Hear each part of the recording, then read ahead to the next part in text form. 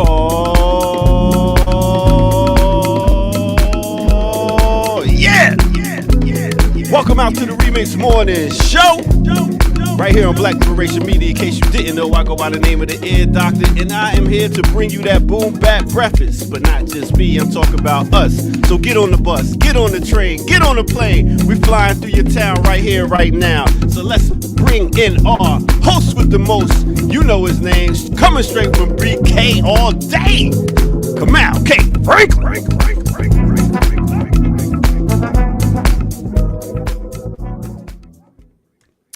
All right, you came right on time. Huh? As always, brother, as always. Right on time. Kim's getting her computer restarted, so we got everything coming. Yeah, I know. Why don't they take like me as a professional? Why don't they take care of the stuff beforehand? I know, like us professionals do. Yeah, how you got your mic where it's supposed to be today. Bam! Right there. You there you know go. what I'm saying? You're doing it big. Always, as always. All right. Listen, how was your week, man? My week was great. You know what was so great about it, Joe? What was so great about it? You wasn't here? Yesterday was a fantastic day. Okay.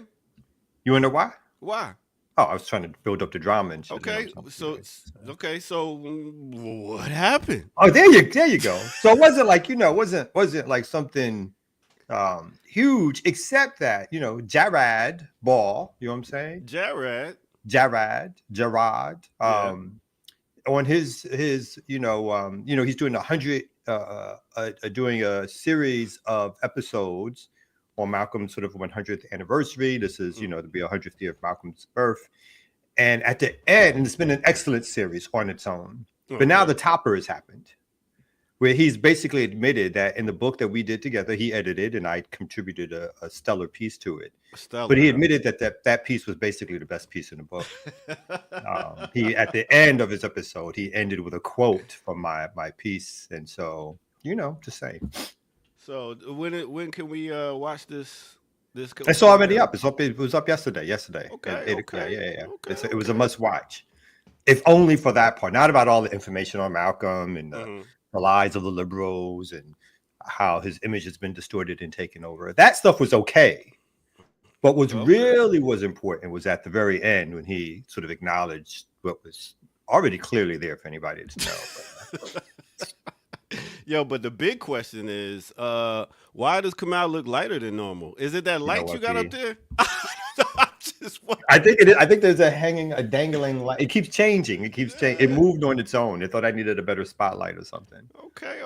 I don't think I look lighter than basically a brown skinned brother.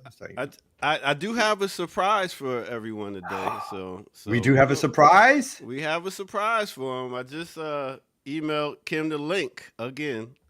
Oh my god! But anyway, I was gonna wait.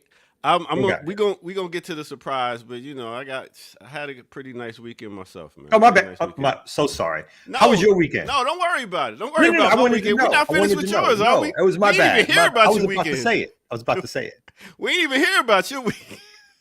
No. I told what the important part, but you know what's really more. Well, how are you doing? How was your weekend? I think that's also something we should talk about. I think it should, and at the same time, I think we should go ahead and see if Miss Kim Brown is in the building. Hey, good morning. Hi, Kimmy. Hi. How are you good? doing?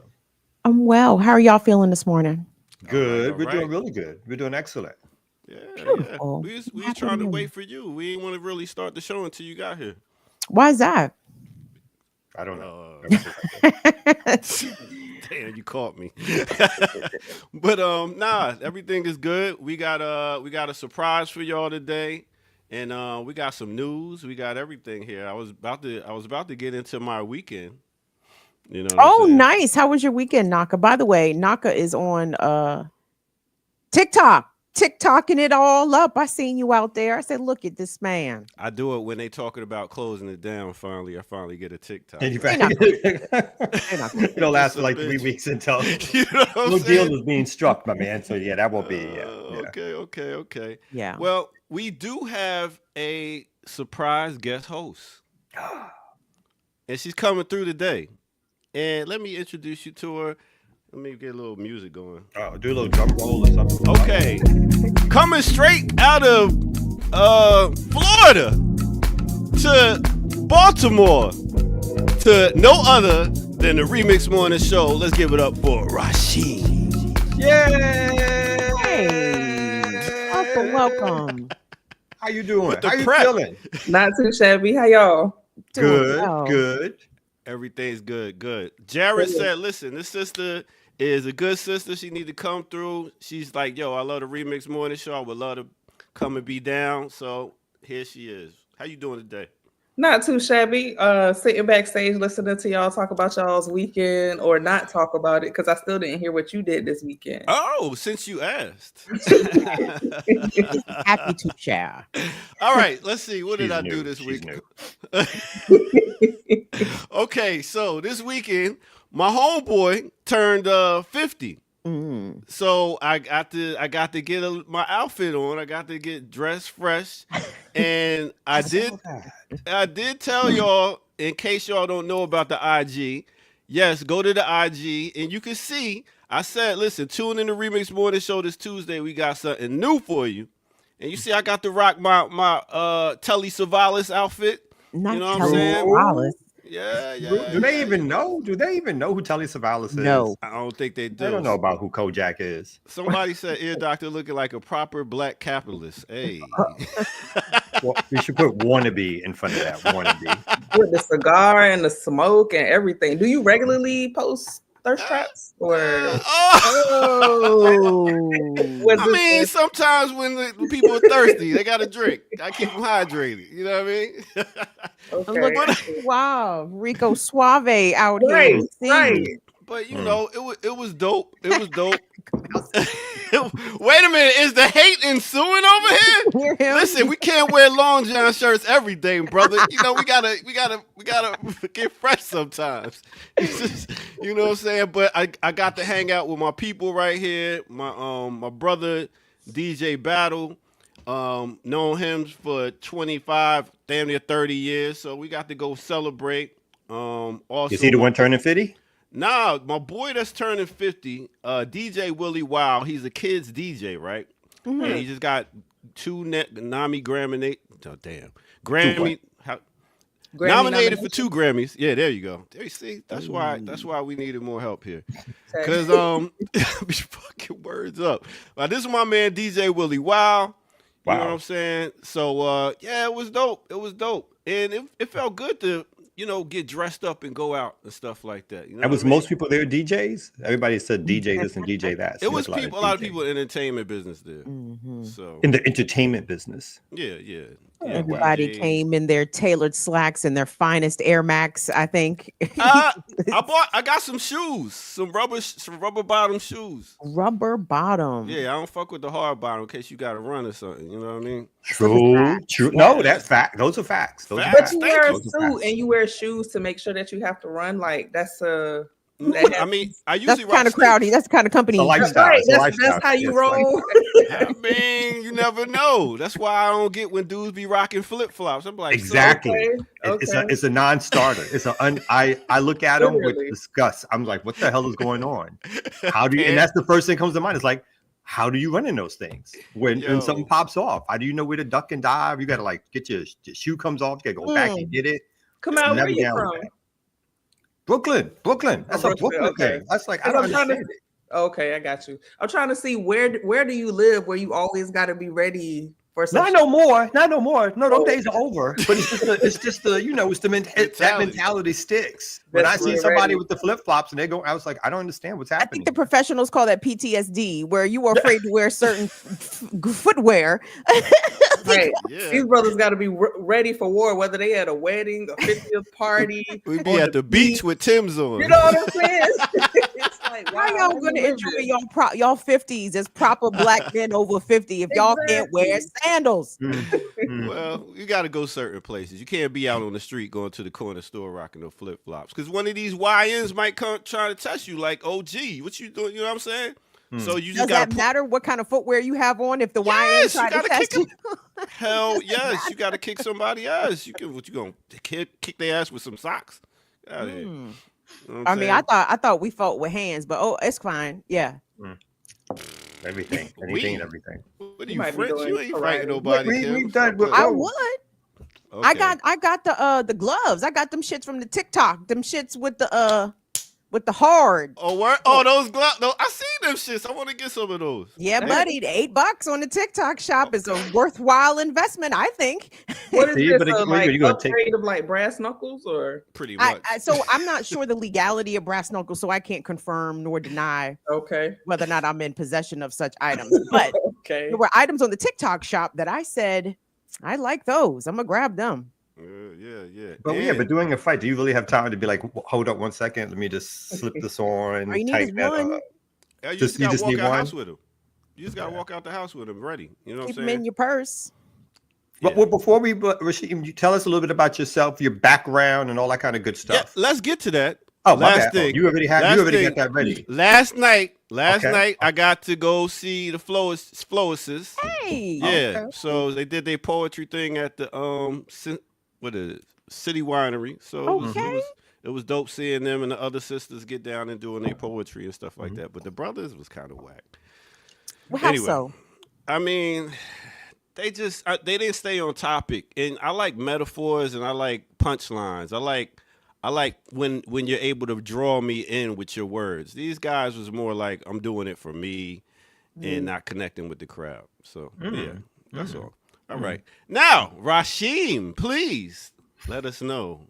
We had to get that last tidbit out. I had to pull it up. I mean, you know, True. can't pull it up and not use it. Phrasing. Yeah, I'm not even. I'm going nowhere near that one.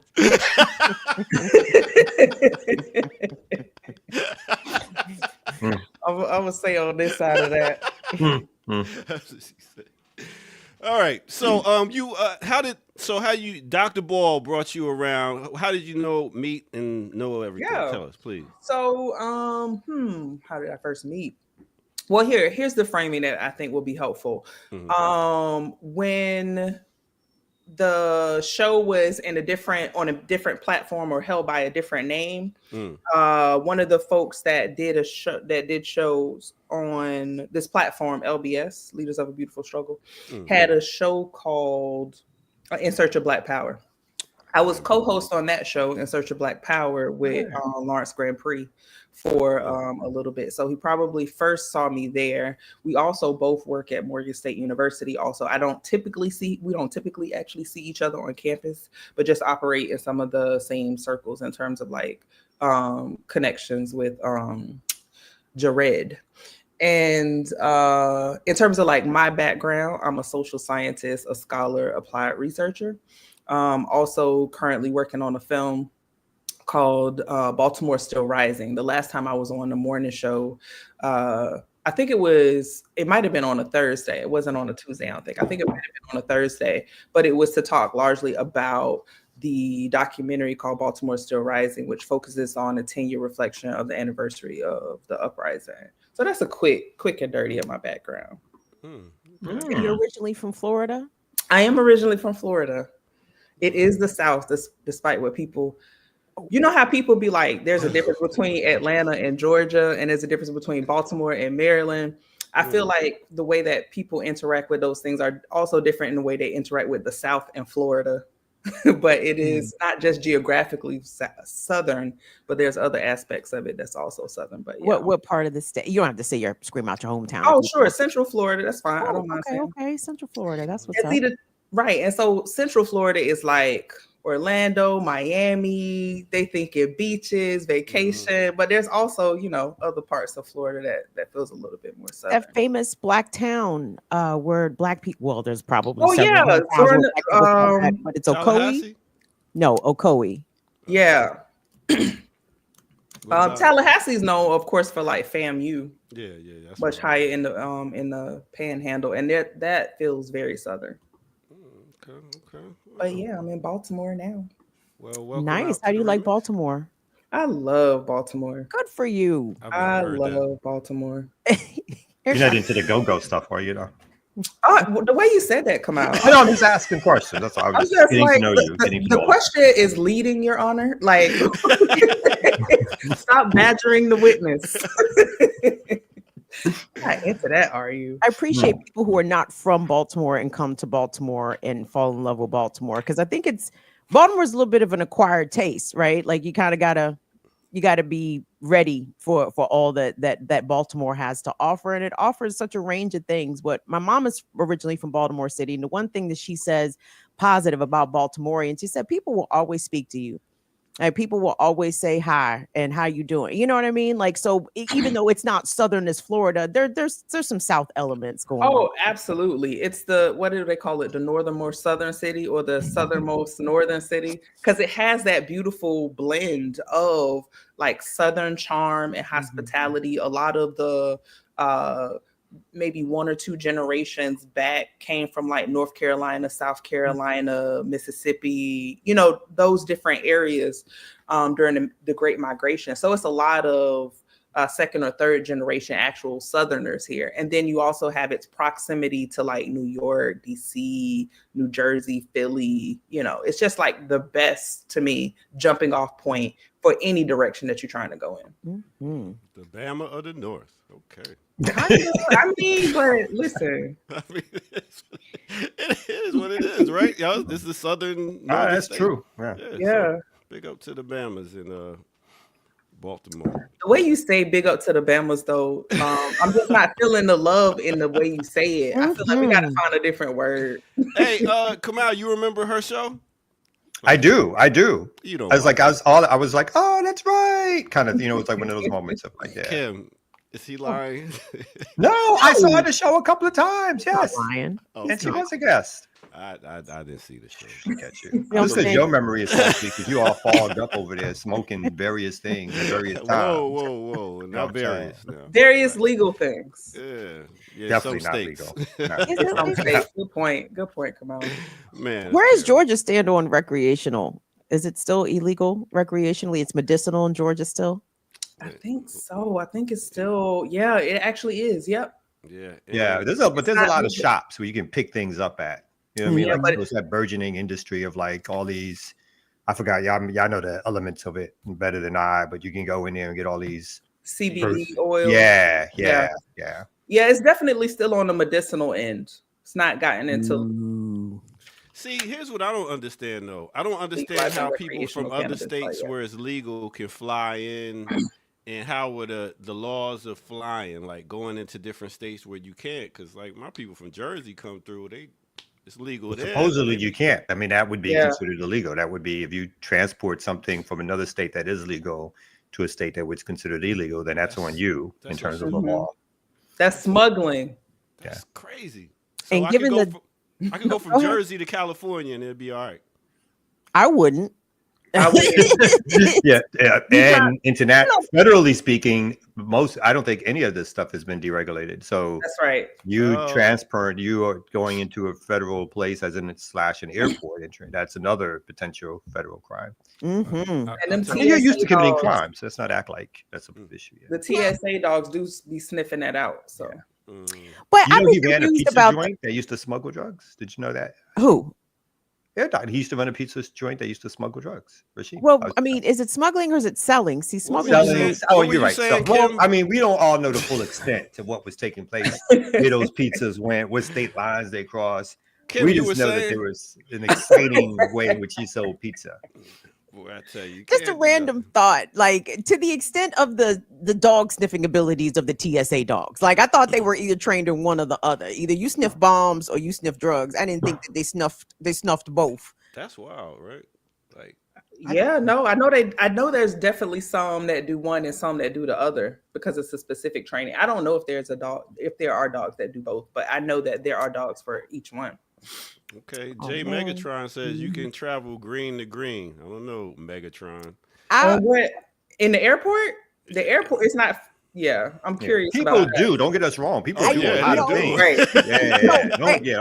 I know think people who do. did because I absolutely used to put weed in my pocket and walk through the metal detector with minding my goddamn business. But now in certain airports, like I know at Reagan, you got to go through the body scanner. So okay, even if you got it up in your chocha, they're gonna see it. You know what I'm saying? So I wouldn't in Trump's America, gang. don't give them no reason to pick you up and lock you down. So better be safe than sorry out here. There's weed where you land. I promise. Right. All right. Well, we've done our introductions. I guess it's I guess it's time to get in. Y'all got some stories? Yeah, I got some stuff lined up. I got a couple things always come prepared, you know man. You know what I'm saying? Kim. I mean, it's the run sheet. That's what I'm talking about. Oh, we got a run sheet? Credit and Kamal. Yeah. Okay. Wasn't she on the show on Friday, right? Huh? Yes, she was. Shout out to the Reverend Dr. Erica Brown, aka Kim Folk. Great Friday show, by the way. They did a great job. Wow. It wasn't no Tuesday, but yeah. It was informative. I learned a lot. Y'all all on the same team. All right. Team A and Team B. Team A and Team B, exactly. There's still a little competition here. Major league and there's a minor league. You know wow, not major and minor. You got a bunch of rookies on that side. You know what I'm saying? Speaking of 420, 4 years, the Remix Morning Show, y'all. Make sure y'all come celebrate. I think it's on a Sunday. I think it's on a Sunday. We ain't gonna be here on a Sunday. Ain't gonna be no show. We'll be here on that too. The 22nd. 420 is Sunday. They put Easter and 420 on the same day. Oh, is that? That's a good day for that. Right. Because if I gotta go to church, I'm trying to see who's the most high. Yeah, exactly. Rock out with the pagans. All right. So we're gonna go ahead and take a quick break, and then we're gonna come back with some more right here on No Other Than the Remix Morning Show. Let's go. Remix.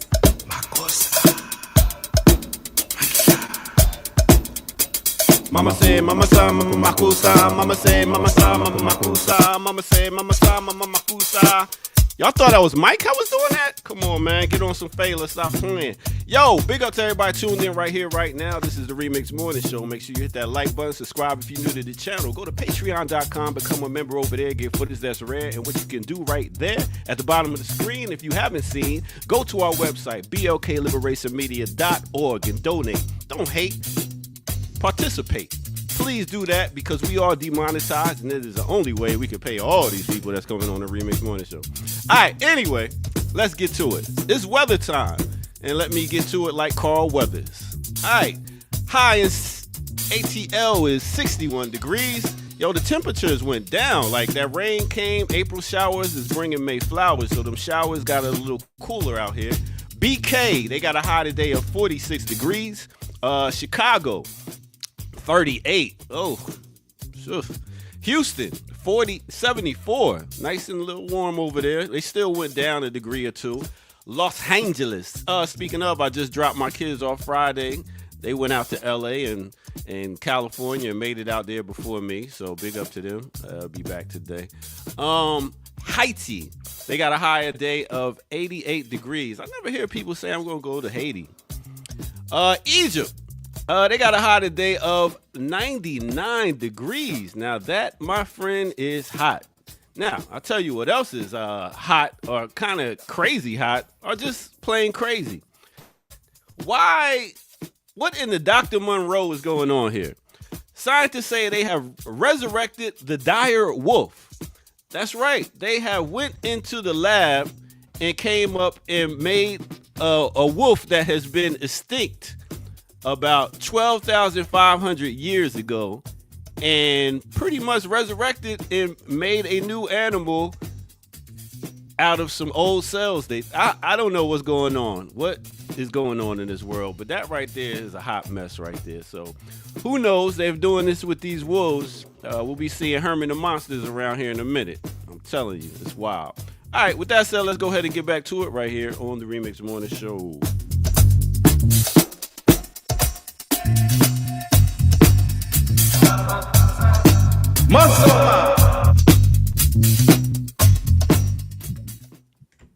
That's what the world coming to. I was like, what the Monroe That's a v. little, Wade is yeah. going on here? Nobody asked for this, first of all. Who asked for this? I know who asked for it. Whites. That's who asked for it.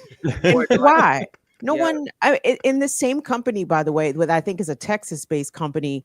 They're the ones that are also trying to resurrect the woolly mammoth. I said that'll be awesome for the environment. You should absolutely do that. Oh, shit. That's great. What's it gonna eat? Okay, the dire wolf.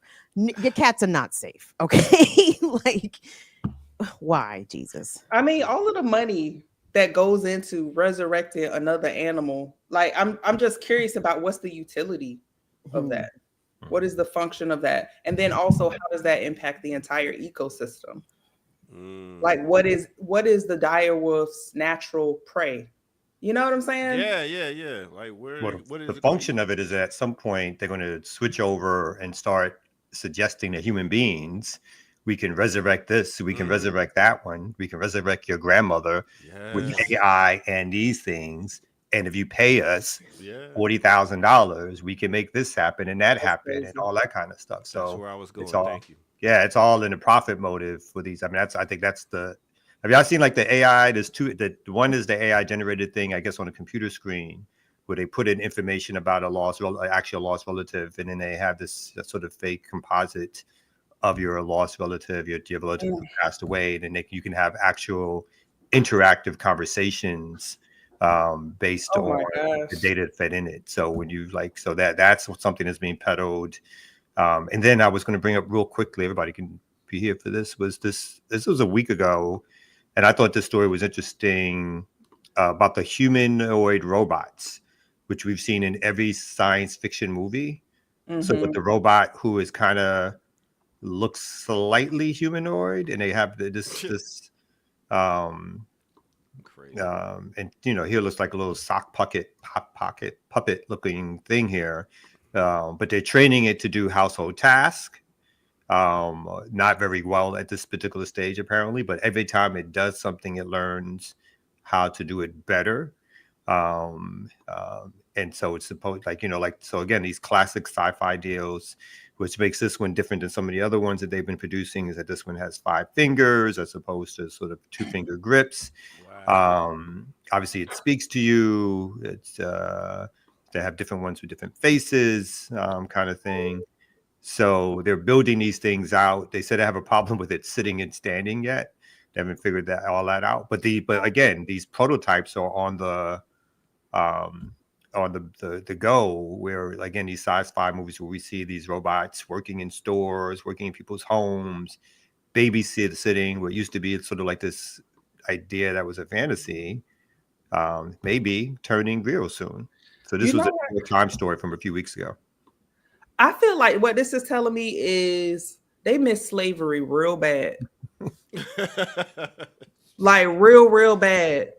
Because to put all of this effort and energy into making something to do all of your household cleaning, your laundry, you know what I'm saying? It's like, do it or pay somebody.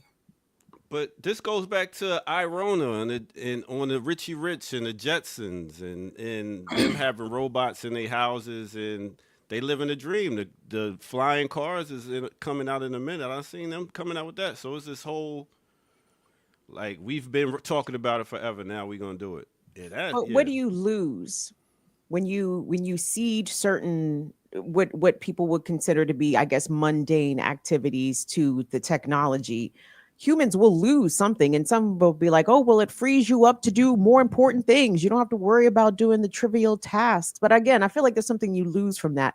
Like even the heavy use of cell phones, like I'm bothered that people don't know how to orient themselves to like direction. And if the red line doesn't tell you to turn left in 300 feet, you don't know where the fuck you're going unless something is literally telling you turn by turn. Like our reliance on this technology makes us give up certain things that has always made us human. You know what I'm saying? Our ability to orient ourselves being one of those things. So I don't know what we lose when we allow everything to do, everything. Yeah, absolutely. I mean, if you think about our ancestors who navigated moving from the south to the north without any sort of GPS, you know what I mean? Without even roads or signs. And now we live in a city. And even within the city that we live in, we need directions to be able to get from one part of the city to the other part of the city. We lose there. I feel like what you were saying, Kim, with the mundane task is I feel like there is certain mental atrophy and there's also a certain degree of physical atrophy. I feel like men are less physical.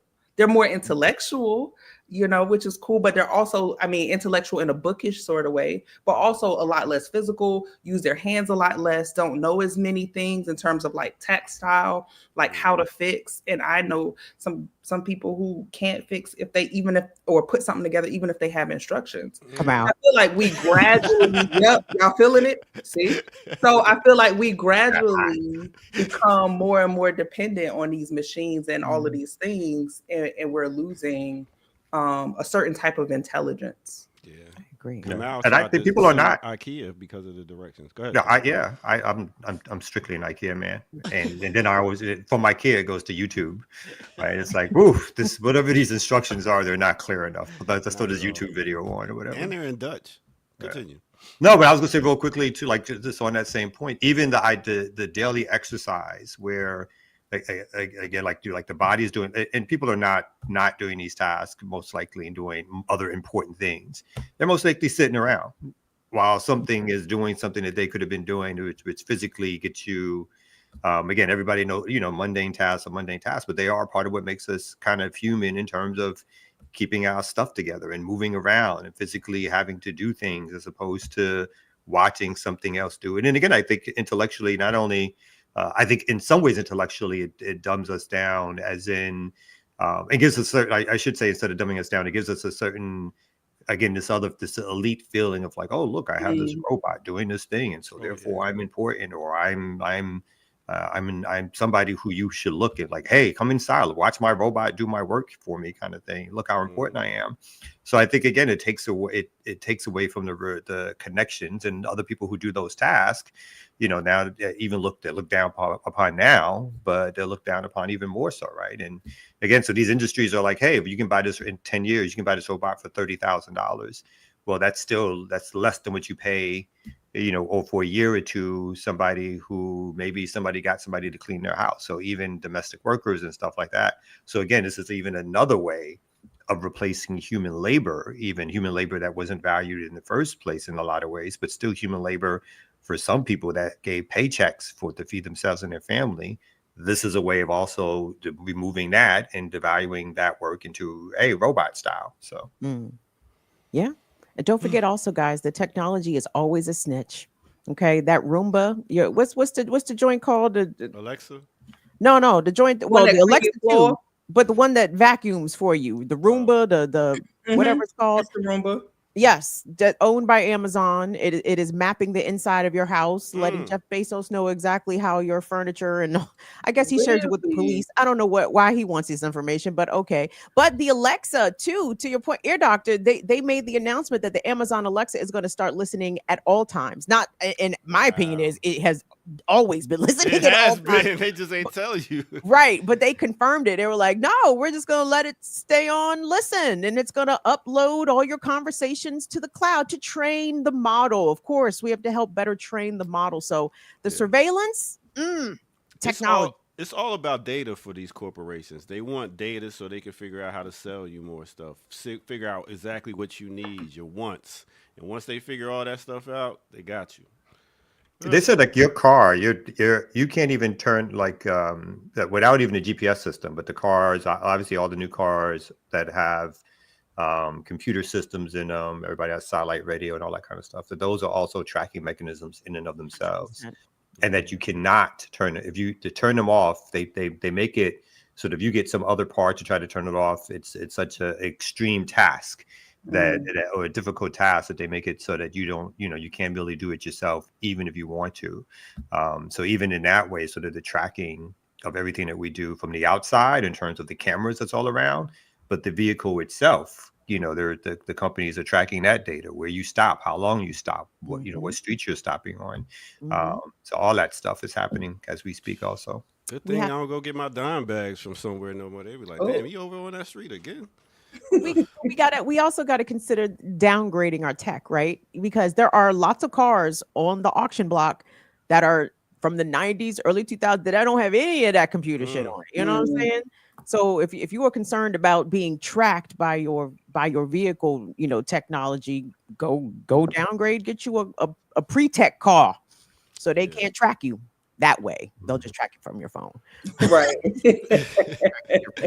Facts. Let's try not to make it easy for them. There's no escape. There's no escaping this. I mean, because we always talked about in the 90s about having a computer chip inserted in us, but we got it inserted in our phone, in our pocket. So everywhere we go, we have a computer chip. Guess what? But we tracking still, us. at this moment, we still have the freedom to leave the phone behind. Like if you wanted to literally detach yourself from tracking stuff, it would be tremendously inconvenient for you, but it can be done. So I think while we still have the power to like do that sometimes, like leave the surveillance and the tracking stuff behind for different reasons. I know people who are even U.S. citizens re-entering the country are saying that customs and border patrol is plugging up their devices like at the airport to do what? Are they uploading something? Are they downloading your data? We don't know what they're doing. So I think we have to think strategically about how we're going to not only protect our privacy, our data, but you can separate yourself from this tech on occasion. And I think we should look into doing that. I feel like our generation can separate ourselves. It would take some time, some like actual, like right now already I'm trying to re-regulate or change my relationship to my phone in general, or change my relationship to social media. But I feel like this generation that's coming up now is actually addicted. Like I feel like there's actually a neurological addiction to having their phone. I've seen some things in the news where young people are like going off, spazzing, screaming, yelling, throwing things because they got their phone taken away. So I feel like what you're saying, Kim, is absolutely right. And better to, I mean, in terms of for parents, like better to try to regulate that relationship and put them more on a phone diet, like you would with anything like that's like candy or anything that would that where a young person could get addicted, because I feel like they're definitely addicted right now. I call them digital dope fiends. Yeah. It's gonna be easier for our generation that like grew up in the 80s. Kamal was in the 60s when he grew up. So it's just like a different time. Was it worth the snort? Was it worth the snort laugh? Was it really that funny? A I snort? wasn't expecting him to say I saw it coming. You seen it coming. I saw it coming. But I'm just saying though, it's like for us it ain't nothing, but for them, they've grown up with nothing but a phone. Right. Actually, and they don't gotta talk I to people. They don't have to communicate. They don't have to be talking it.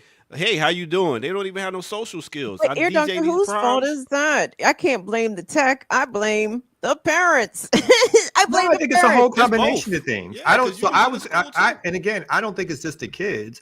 My brain has been rewired as somebody who was born in the 60s and not raised on any of that stuff. I complain to myself or whatever that I can't even finish books these days, but I can sit on a phone for hours. Right. But when I go to start reading a book, I get through my first 30, 40, 20 pages, sit it down, come back 2 weeks later. But every day I've spent some time looking through my phone, in ways that just don't matter no more. So like in either social media or reading newspapers or whatever it is, looking through some stupid video. So it's not just it's the rewiring of all of our brains. So obviously catching the kids at an early age is best for them, and that's what they do. But they've rewired all of our brains to the point of the technology feels, again, whether it's these computer screens or our actual phones, that we cannot feel, we don't feel like we can escape it. And in some ways we can't. And then I do think it's a propaganda mode of not just obviously bad parenting, but it's also the ways in which this stuff is marketed to us to use for it as convenience, to keep up in the world, to be cool. I think all of that has a lot to do with, I think one of I think we probably all read about this though, like the folks who make this stuff, they know the dangers of it. And a lot of them do exactly what you say, Kim, is that they try to keep their kids away from it as long as possible as they're shoving it down our throats. So. I mean, even outside of like, it's also becoming in a lot of ways a necessity, right? Because when I try to log into stuff, it sends a PIN code to my phone. So there's times where I'm trying to focus on work and leave my phone somewhere else, and I'm logging in and it's like, oh, we sent the PIN to your phone.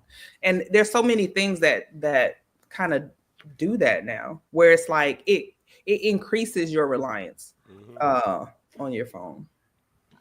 Oh boy, I tell you, I was having a conversation about how certain things now. I don't even want to talk. I'll get in trouble talking No, about say it. Go ahead. No, please don't. No, please don't. No. It was such a great conversation. Please I don't. should just leave now. Yeah. I think it's Yeah, perfect. okay. Perfect. Please don't. I'll come back and talk about it on the Oh break. God, yeah. Okay. I bet you was insightful.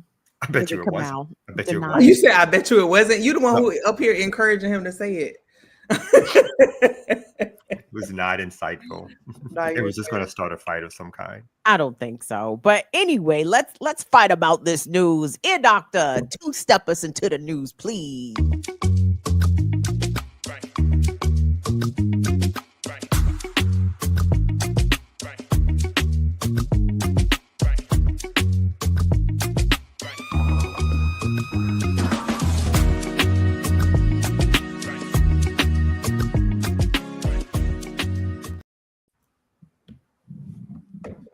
Sup, everybody. Good morning. It's the Remix Morning Show, Tuesday, April 8th. We in here. We in here. In here. We And- got two familiar faces and a new face. Can our special Ooh, guests I'm a new introduce themselves? Introduce myself. Yes, please. I'm Rasheem, a social scientist, independent scholar, and applied researcher. Also, the producer and director of the Baltimore Legacy Project. Here to add a little more flavor to the already delicious flavor that is the Remix Morning Show. Thank you for that. That was very nice. Yay. And then there's Kamal. And we got Ear Doctor. You're not a new face, Kamal. No, not at all. Not at all. Not at all. Been How do y'all- old and withered. A cherished face. A Not cherished. quite withered, not quite old either. Cherished You know what I'm in saying? love. You in that you doing that middle age real good, Kamal. I I'm must past say. middle age, B. I'm not middle age. I'm not even middle aged anymore. Not the picture. I'm ignoring that. I'm just going to ignore that. I'm past middle age. I am close. I'm 57 years old. What does that mean though? Are you an elder officially? I'm not 65, so I'm not like Social You're not Security. AARP. Yeah. But I get all the mail. I get all the They're mail. getting you ready. I get all the mail from them. They all ready the for mail you, I'm Kamal. popping through. In fact, I got my life insurance through them. I was like, Hey, I should you go being ahead good and for get this done. you. I finally got it Finally. done. Yeah, but I look 25 at times. You look When you- fantastic. I don't want you to think that you're past middle age. What's between middle age and elder Elderly? status? No, there is none. I'm elder. Yeah. No, yeah. you're not. Shut up. Yeah. You're Yo, not. Yipper about to fight. Said I look 60. What you wrong with you? Whoa. 60 is not middle age.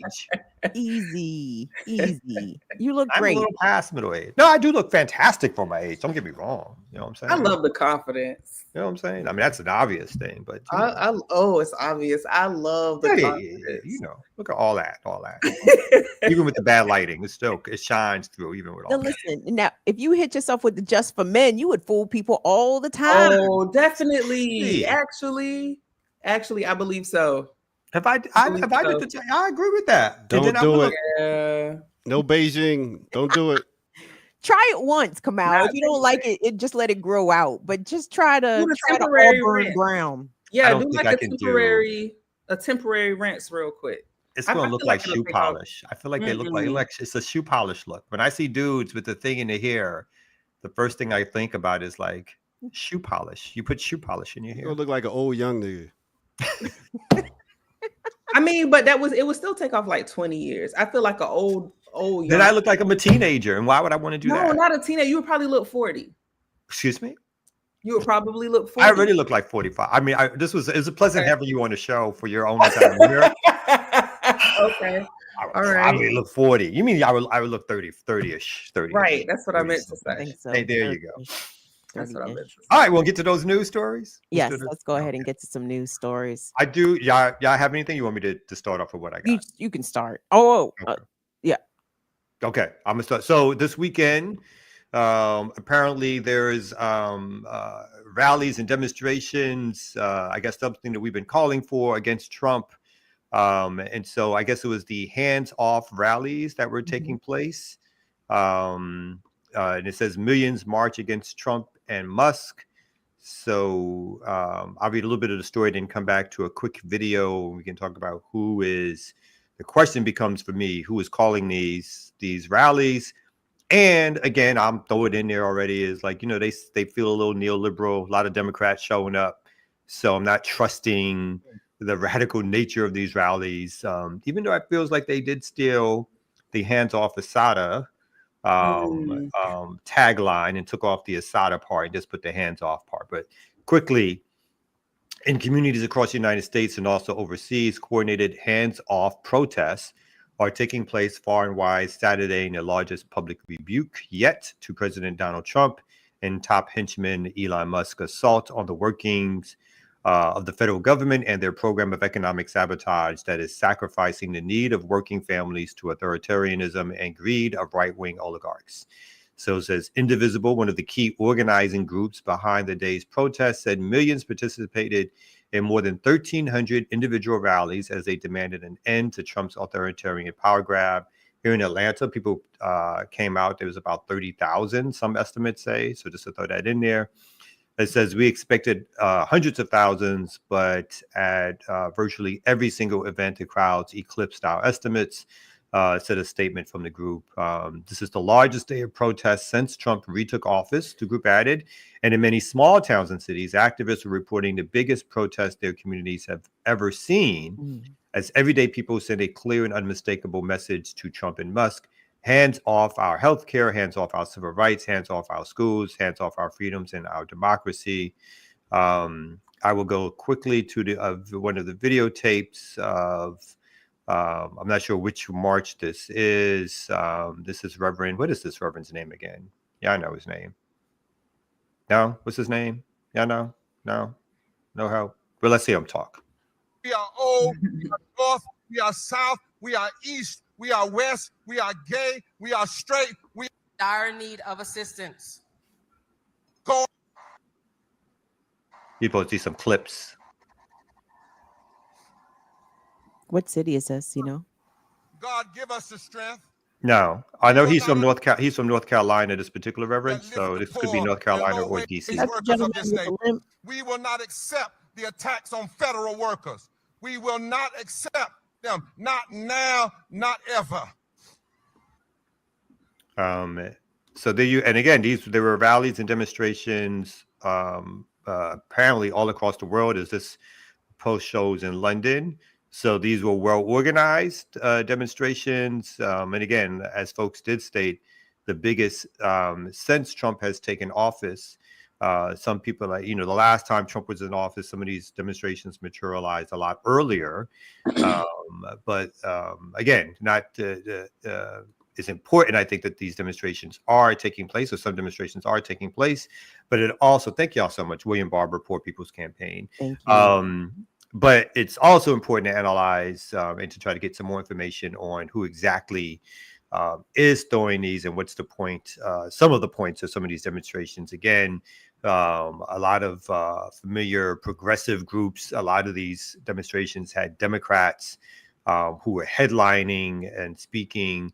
So there's this, for me at least, there's this mixed bag of the authenticity of the fact that, yes, there are people who are looking to come out and continue to rally against Trump and what Trump stands for in terms of this overt white supremacy, but they're also looking just to replace it with neoliberalism once again and to be satisfied about that. So thoughts, opinions? I'm curious about the entire approach in terms of resistance, effective strategies that some of our ancestors have used, what have been effective. I'm thinking of not just this protest with Trump, but Target and Tesla, and I think Walmart is going to be a new one, and McDonald's, with them rolling back different things. So a lot of this right now just really has me going back to history books. And just kind of looking at strategies and effectiveness.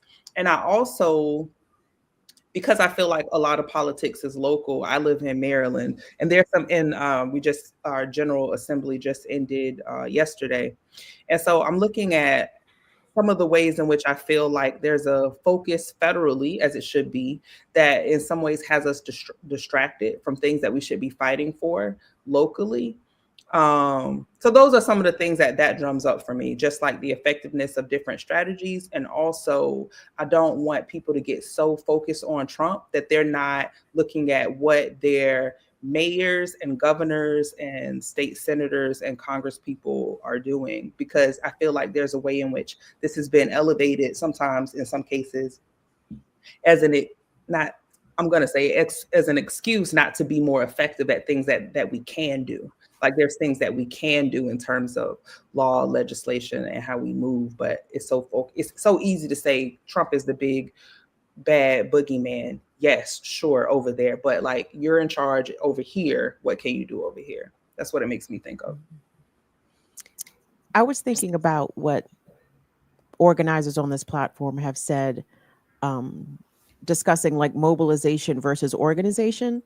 And obviously a certain level of organization had to been enacted to get 5 million people out across the country to these hands-off rallies, which is great. But I don't know what the action items were told to people post rally, or and again, I don't want to be too critical because my black ass wasn't out there. You know what I'm saying? So I big up people that took the effort and energy to go out there and at least put feet on the street.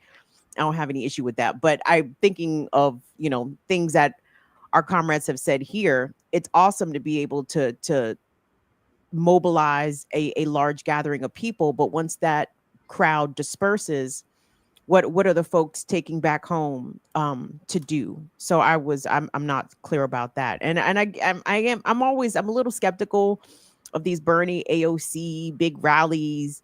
And it's like, nigga, why now? Like I understand why now, but if we was gonna do this, we should have did this in advance of November 2024 and not let, in Bernie's case, don't let the DNC control you, but I guess my question is, are these protests even still relevant? I mean, are they corporations is like, okay, they're gonna protest. We still gonna do what we gonna do. Is it still worth it to protest? Absolutely. Well, yeah. I think it's worth it to protest, but obviously there needs to be things beyond the protests. You know what I'm saying? And I think the corporations are a little shook. You know what I'm saying? I think they have the potential to be shook up. And the funny thing is, it's their own nigga. Look at Trump screwing them over real time. I love it. I mean, I don't love it for the rest of us, but when I see white men wringing their hands, I'm like, oh, good. They're uncomfortable. That's a start. Yeah. Sorry, come out. No, go ahead. No. I feel like one of the things that it makes me think of, like if we're looking at things like the Montgomery bus boycott, for example, that was like 370 days. My thing is about maintaining and sustaining this level of resistance, right? Since people have decided to stop shopping at Target, they've took a nosedive. But people are looking at it as like a blackout or a fast. Like after this is up, I think it's actually after April 20th that fast or blackout is supposed to be over. But I feel like we're so addicted to our convenience. I'm curious about our ability to sustain resistance, to sustain protest. And also, like you were saying, Kim, to kind of tie it to like, what is the impact of this? Like, what is this connected to? What are our follow-ups around this? And how are we holding the people who we do vote for, who are in our cities, who are in our state? How are we holding and putting pressure on them so that they could put further pressure? So I believe in protest too. I just don't want it to be a flash in the pan. Like we were talking about the technology, and Kamal, you were mentioning like basically like attention span with like reading. I don't want this to be a thing where it's just like it's the hot thing right now to protest or be outside and then it goes away. Like where is our commitment to strategy, to a sustained strategy of resistance? And I was only going to add, and it's lefties, like who is behind the protest and what is being gained from the protest. So there's no doubt that this, for whoever organized it, was a successful outcome in terms of media coverage, numbers. And they did it in a relatively speaking short time, which means there were some real resources probably put behind it. So I think even though there's this few underneath people's feet, like the Elon Musk protests that were happening beforehand, and going to Tesla. So I think there is a fuel there for people to now start to protest more. But who's capturing that energy? And so part of it, like, again, and Nancy Pelosi spoke at one of these rallies, was the featured speaker. And someone mentioned in the chat, they banned Palestinian flags. I don't see a lot of coverage of people linking the genocide started under Biden, Harris, to what's happening today still in Palestine. And so this seemed to be a controlled opposition in a lot of ways in terms of the protest. Don't want to say all of it was that. Obviously, people come out for various politics and reasons and trying to express anger at what they see. But I also think there's a larger premise or operation behind this, which is about what we need to do is get back to the neoliberal orbit as the saviors, like you said. So there's no real there's nothing oppositional as in this. There's a real left opposition in terms of what these protests might represent, but they do seem to represent sort of a liberal progressive counterattack, and maybe their first successful counterattack against Trump.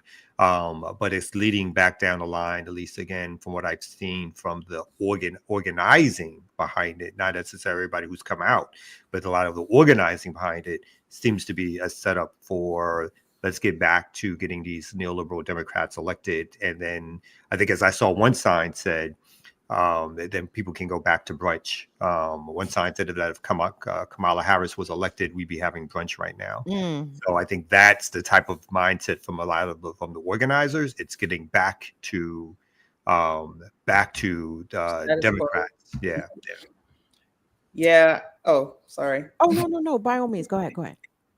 I mean, Kamal, I think that is such an excellent point in terms of like who's behind it, who's organizing, and what are they actually using it as a mechanism for. And I think that comes up when we're just focusing on Trump. For example, if VP Harris was president right now, what type of things would people also be ignoring, right? Like, what would they not be pushing back against because she's Democrat, she's progressive? I just think that's like a really excellent point. I mean, when I think of things like the Montgomery bus boycott, et cetera, and all of those other demonstrations, I remember laws attached to them. I remember policies attached to them. I remember acts attached to them. I'm sure that there was a person who was president, but it wasn't a anti-LBJ march. It was, we want this right, and we're pushing back against this. So to me, that means no matter who's in that seat, this is what we're going for. But I feel like Trump is such a big character and such an easy target as in terms of a boogeyman, that it's like, to specifically focus on him, which isn't necessarily wrong. But I think, to your point, Kamal, it's just I feel like it's a mechanism for setting us up for being like, okay, how can we get back to status quo? How can we get back to so that we can go to brunch? Because I feel like there's a way, if there was a black face in there, or if there was a person who was like a more likable character, there's certain things that would be fucked up that we just wouldn't even fight against, right? Well, speaking of more likable characters, let's go to the chief Democrat in charge. Obama made a statement. Oh, boy. And I wanted to play Obama's statement in around the most Obama-esque way. Like, I was like, could this nigga be more Obama right now? Like, sir, please. So Obama was at some conference, and this is we'll go from the beginning. Imagine if I had done any of this. Let me just I just want to be clear about it. Imagine that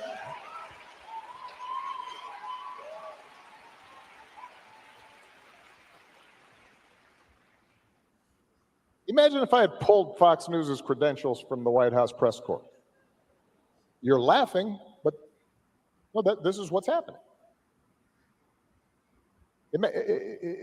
Imagine if I'd said to law firms that were representing parties that were upset with policies my administration had initiated, that you will not be allowed into government buildings.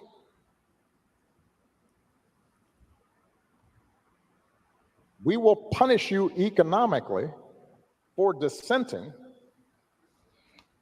from the Affordable Care Act or the Iran deal. We will ferret out students who protest against my policies.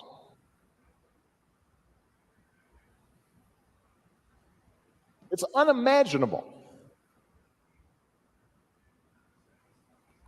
that the same parties that are silent now would have tolerated behavior like that from me or a whole bunch of my predecessors.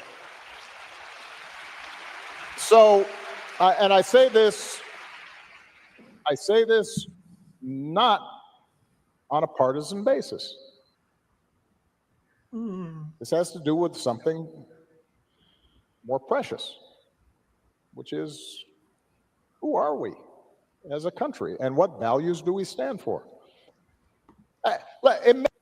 So there you have it. Obama sharing his view of, which again, for me, again, the masterful way in which Obama approaches this, and I do think it's a masterclass in neoliberal kind of black liberal democratic politics. And again, I don't think there's ever been, it's almost like he is a seminal figure for how to successfully be a neoliberal black president, because of course he couldn't do any of those things. They would run him out of town, right? And I think there's truth in that. Not that he didn't do other things, but I think there's truth in what he said in terms of what the limitations are of him.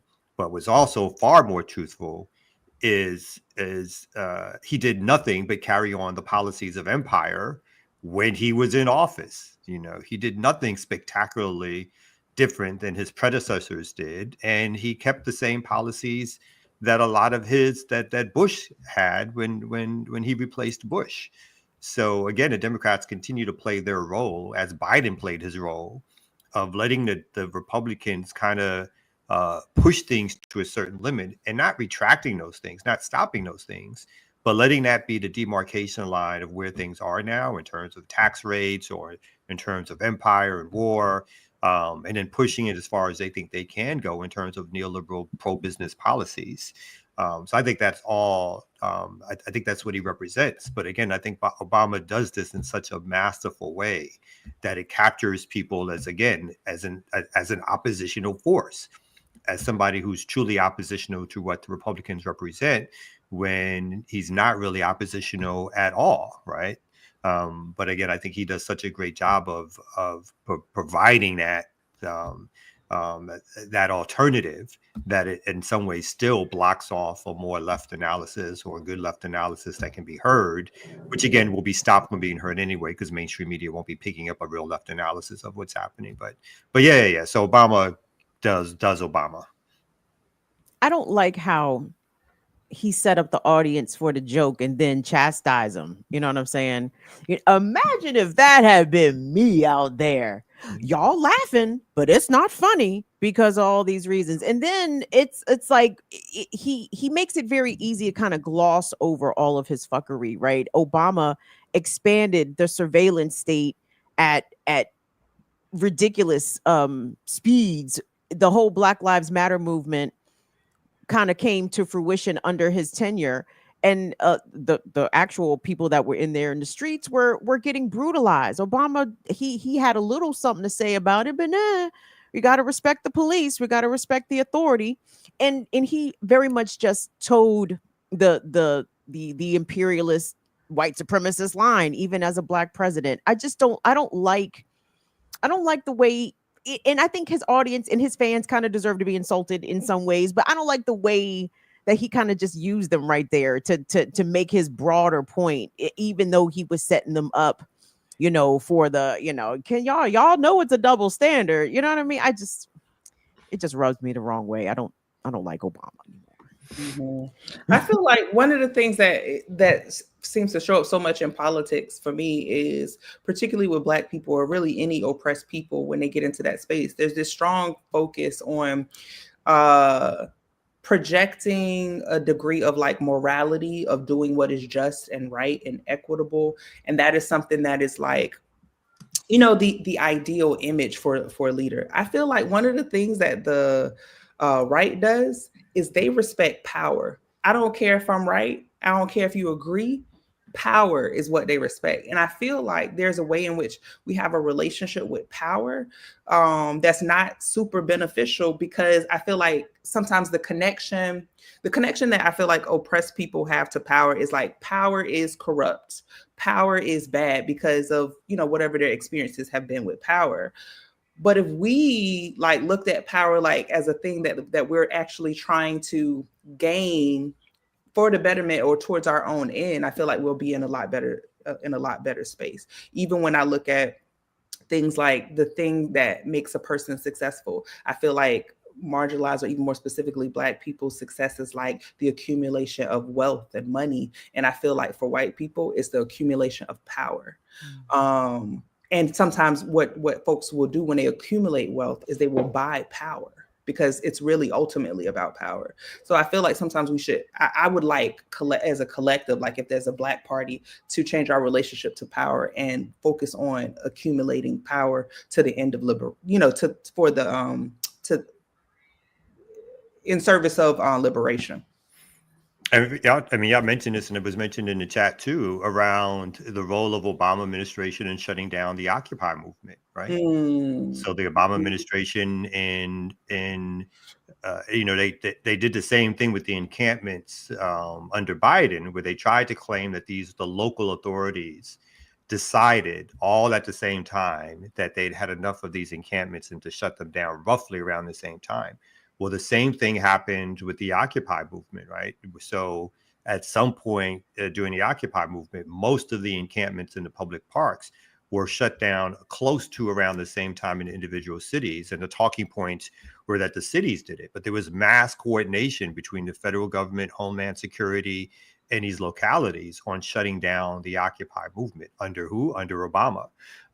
So again, the act as if, and again, like as Kim stated, Black Lives Matter, in terms of the mobilizations, really took off under the Obama regime, who again tried to downplay them, but did it in the Obama-esque way of like, why are you protesting? You should be voting, or this is only one thing. And it's almost treating people as if they're children to be schooled in the proper ways in which protests are supposed to happen, and doing that respectability politic, which again, at the very least, to an older Black crowd, but of course to a larger crowd that sees people out protesting at some point, again, the propaganda system says, that there's another way to handle this. And this is the same thing that some of these protests, at least the beginning of it, we should look at in terms of these protests were the proper protests, right? I don't think there was any real arrest, if I'm not mistaken. The protests started, they got permits all around the country. They started at a certain time. They ended at a certain time. And so these were the proper way to protest, which again got them a certain type of coverage in the newspaper, in the New York Times, and other coverage, where other protests get no coverage whatsoever or get demonized, right? So the nothing was laudatory around the protests around the blockade. The encampments during the Gaza protests. Those protests weren't lifted up as protests against a U.S. genocide, a U.S. administration.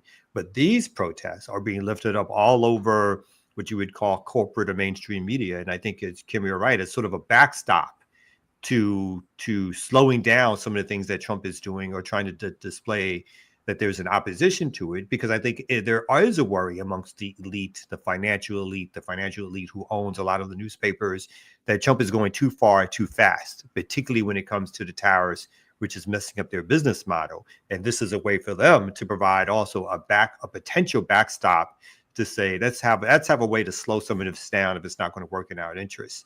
And not working in our interests means having what seems to be a real protest movement, which can again lead to getting Democrats back in power, or at least put the putting forth the idea that there is a movement against Trump, which again may also be something that slows him down. Now, whether or not the right wingers, as Josh said, like they just don't give a fuck. They're like, nah, that's good, that's all right. But we on our own clock, and we're doing what we want to do because this is how we know how to handle power. So I think all of that is happening at the same time, where everybody's making moves. People are making moves in their particular interests, and it's the elite who have the resources to make the moves that get a lot of public attention at this time. What is your take about the framing of this weekend's protests as overwhelmingly peaceful? And some are drawing the correlation, well, there wasn't a lot of Black folks in the streets this weekend, therefore, ergo, niggas is rowdy. when it's not the case. Everyone knows that it's the cops that come to these protests and riot. When these protests, quote, turn violent, it's the police that turn violent, right? Mm-hmm. Everybody got sense enough not to go and fuck with the people with guns and shields and pepper spray and shit, but they come and fucking with us. But cops were at some of these demonstrations and they were tame as field mice, right? Yeah. Okay. Yeah. Go ahead. I feel like anybody who says make that comparison, I would just I feel like I would want to remind them of January 6th. Like I didn't see any protest that Black people have ever done that has been at the level of January 6th. That is a direct attack. I just don't understand. I wouldn't be able to compute. That's where I'm at with it. Like I would be like, did you see January 6th? Like, did you were you present for that? And personally, I love it when we burn shit down. So let's to be real too. So we've had our mobilizations or our, when Mike Brown was killed and the precinct was burned down. Obviously, the history of rebellions in the country.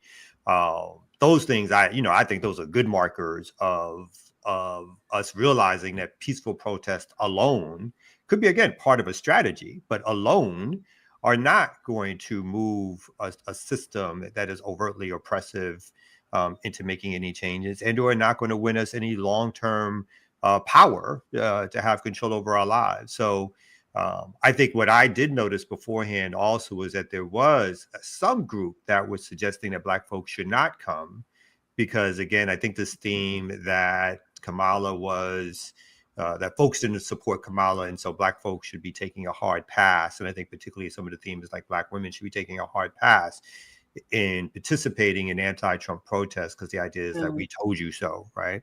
So I do think there was some anti-protest propaganda put out against that.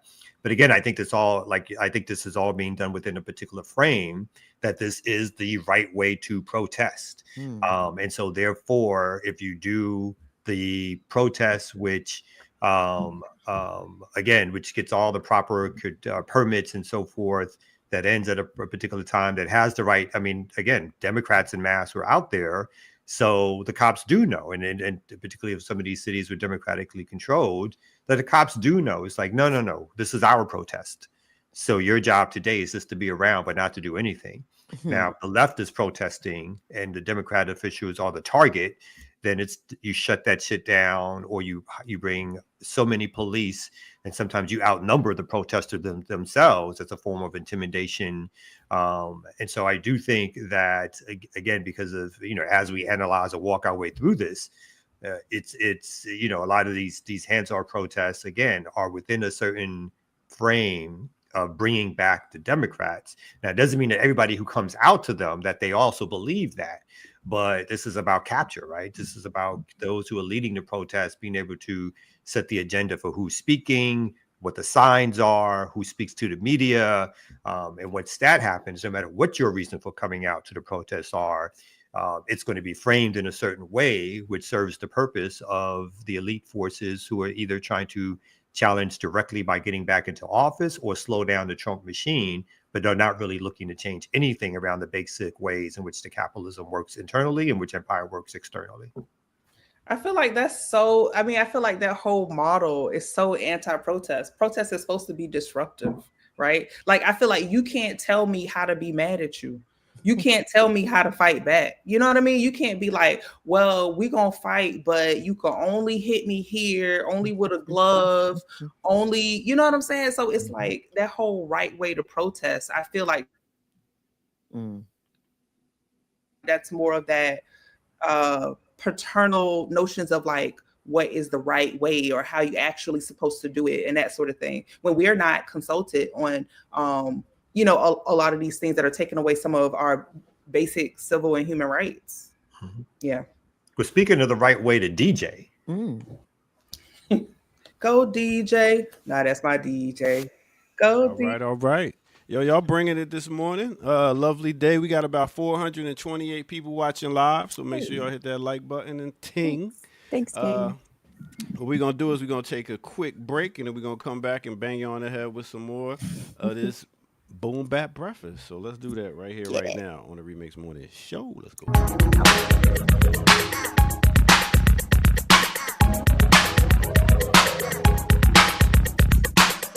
think it's time for a remix on the remix.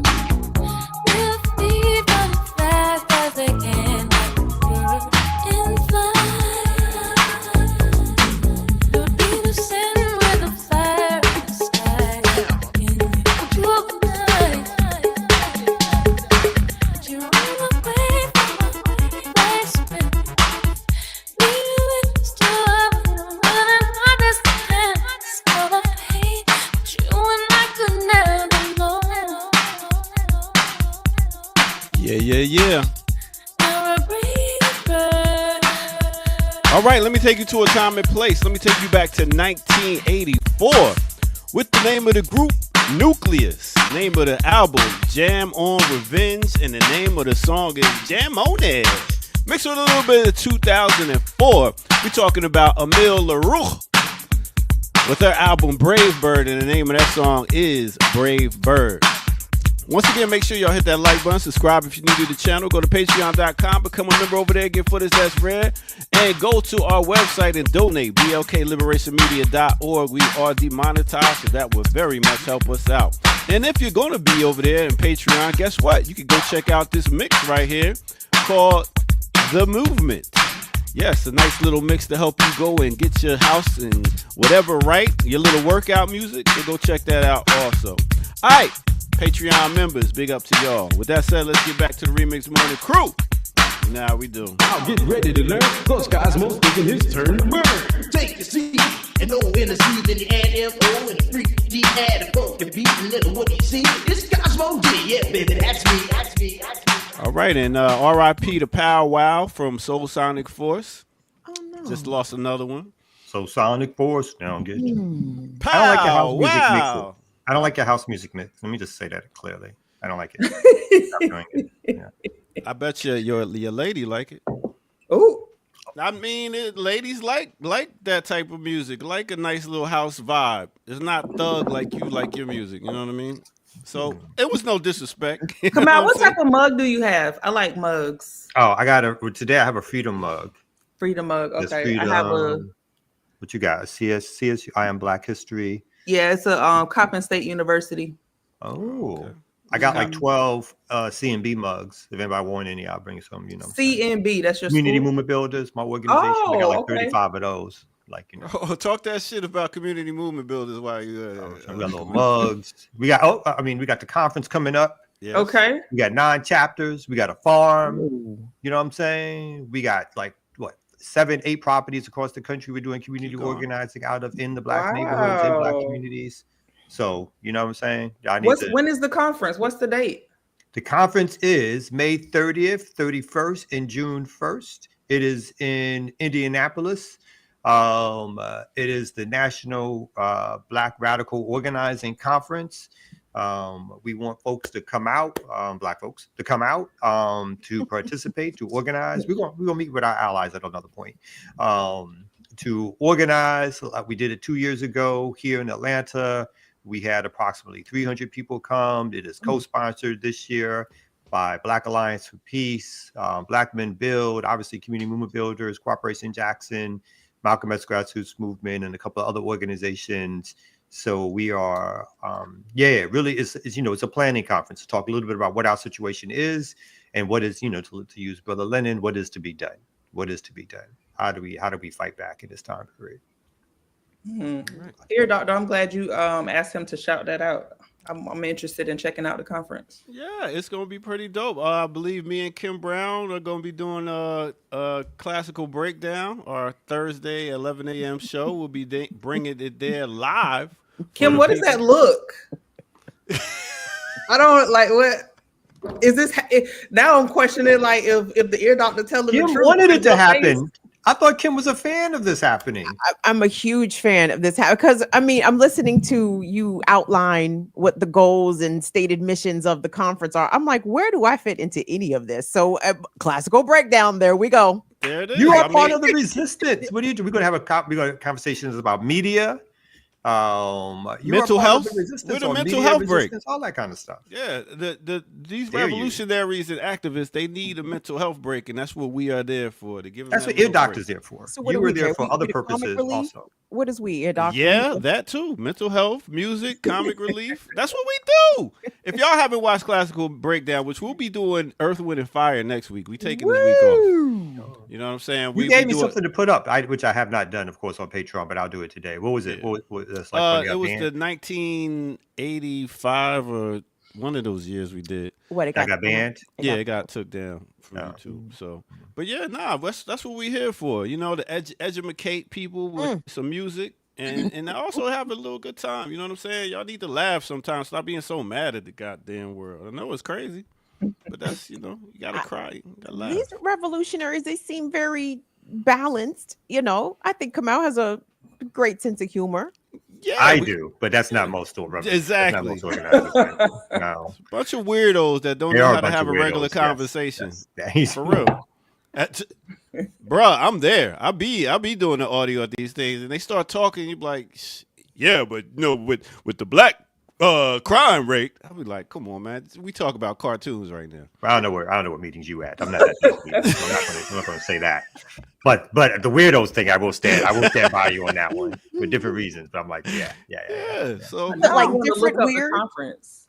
It's like I think organizers we do need to take the movement seriously. I think people would take themselves a little too seriously in terms of, and again, I think we personalize movement activities so much where if you, again, mistakenly or not, say the wrong thing to me, address me in a certain way, these are not just either interpersonal issues to work out or ways in which we can work through, we can talk to folks and get over the hump.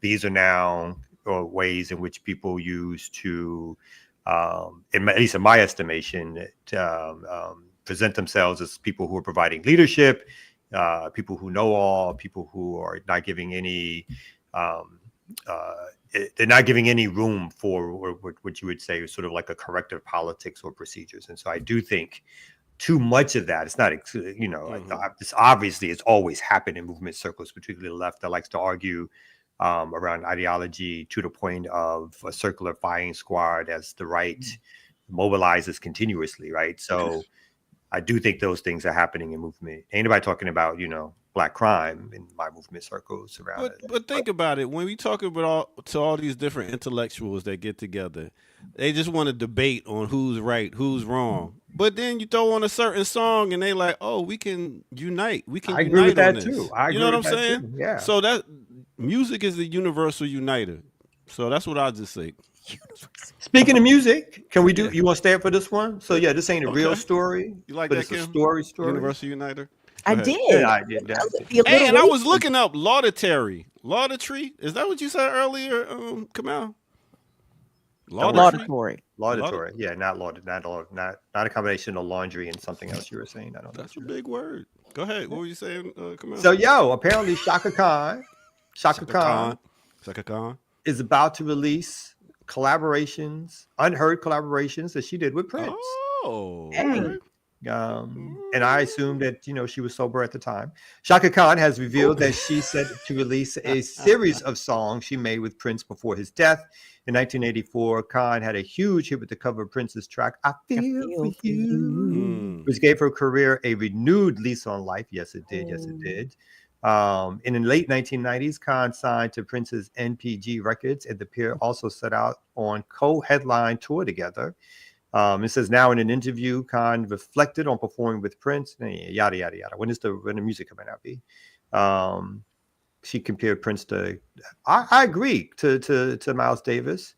It says this summer, Khan is set to embark upon an arena tour across North America, followed by a short trip to Europe. She will headline. Where's about the music, B? Where's the thing about the music? That's it. Yeah, I got to read these stories before I bring them out. She will headline along with Who? I missed that. Patti LaBelle, Stephanie Mills, and Gladys Knight. Is that here in this story, or do you know that individually? I know that individually, but it ought to be there in the story. I'm pretty sure that's where it was going before it lost your interest. You should call that tour the Black Golden Girls. Not the Black Golden Girls. Thank you for being a friend. Yo, I will go see Stephanie Mills in particular. I like all of those. You should remix that, Ear Doctor. You should do I have actually. I play it over different beats. Well, those Stephanie Mills, I love Stephanie Mills. I had the biggest crush on Stephanie. I want Stephanie. Pre-nose job and post-nose job. I feel good all over. Always. It make me feel good. Some compact little body. Sorry about that. Yes, Stephanie Mills. Yeah. I got. I know. Yeah. I will say, while I was excited about the announcement of the tour, these tremendous heavy hitters, these 4 divas coming out, I'm like, yo, Patti is 80, Gladys Knight is 80. Like, do they want to be on the road right now, or do they want to be feet up in retirement? Are they touring because they want to, or because they have to? Bills. I don't think so. I think it's a certain thing where you can get out the house and, you know what I'm saying, get away. Bills. But I mean, Patti got that pie money. She got and what she probably spent that pie money on some 8,000 square foot house. You know the utility bills for 8,000 square foot house. Patti LaBelle, why not? The electric company, the companies, they want their money. Gas bills, all that stuff. That's some checks she got to run. And if those residuals ain't coming in like they used to, you gotta get out there and on my home. Sing the song. But Air Doctor, come on, at 80, you want to be on tour? I don't know how long I'm a DJ. I love DJing. I mean, I can. What else he gonna do? At 80, you think this man's still gonna be out here spinning records? He needs some cash in his pocket. I'm gonna have. You ain't got a retirement plan. Neither do you, nigga. And I'm not talking about retiring either. From whatever it is I do. I don't know what I do. It's like, what is retirement for the black man? I don't see it, especially when you do your own thing for this long. I think exactly what retirement is from the black man. You transition out of your job that you worked for most of your life, and then you become the neighborhood handyman and or landscaping brother. That's true. That is true. You know what I'm saying? But I thought you was gonna say worse, like what Lou just said, that they said death. In terms of the mortality rates for black men, brother. Yeah. Damn. I thought you were going there. Damn, Luke. No. Morbid ass Luke. Right. No, but I plan on your wife's pension. Right. That's Kamal's retirement. Exactly. See, brothers like me, we got to he's like, and you're right. I gotta marry better. Marry up. Yeah, I gotta marry up. Anybody moving to the continent when they retire? Nobody. Retire, maybe now. What do you mean retire? People planning now. People. I'm planning when I retire. To move to, what country you want? Not yet. I'm still like checking different ones out. So far I've only been to 3, and I'll go to a 4th and 5th one this year. Where you been? You been to Kenya, South Africa, Ethiopia, anything like that? South Africa, Sierra Leone, Cape Town, Johannesburg. This year I go to Ghana and I think Senegal. I ain't even been to California yet. Shut up, ear doctor. Wait, when you said that, you mean you literally have not been to California?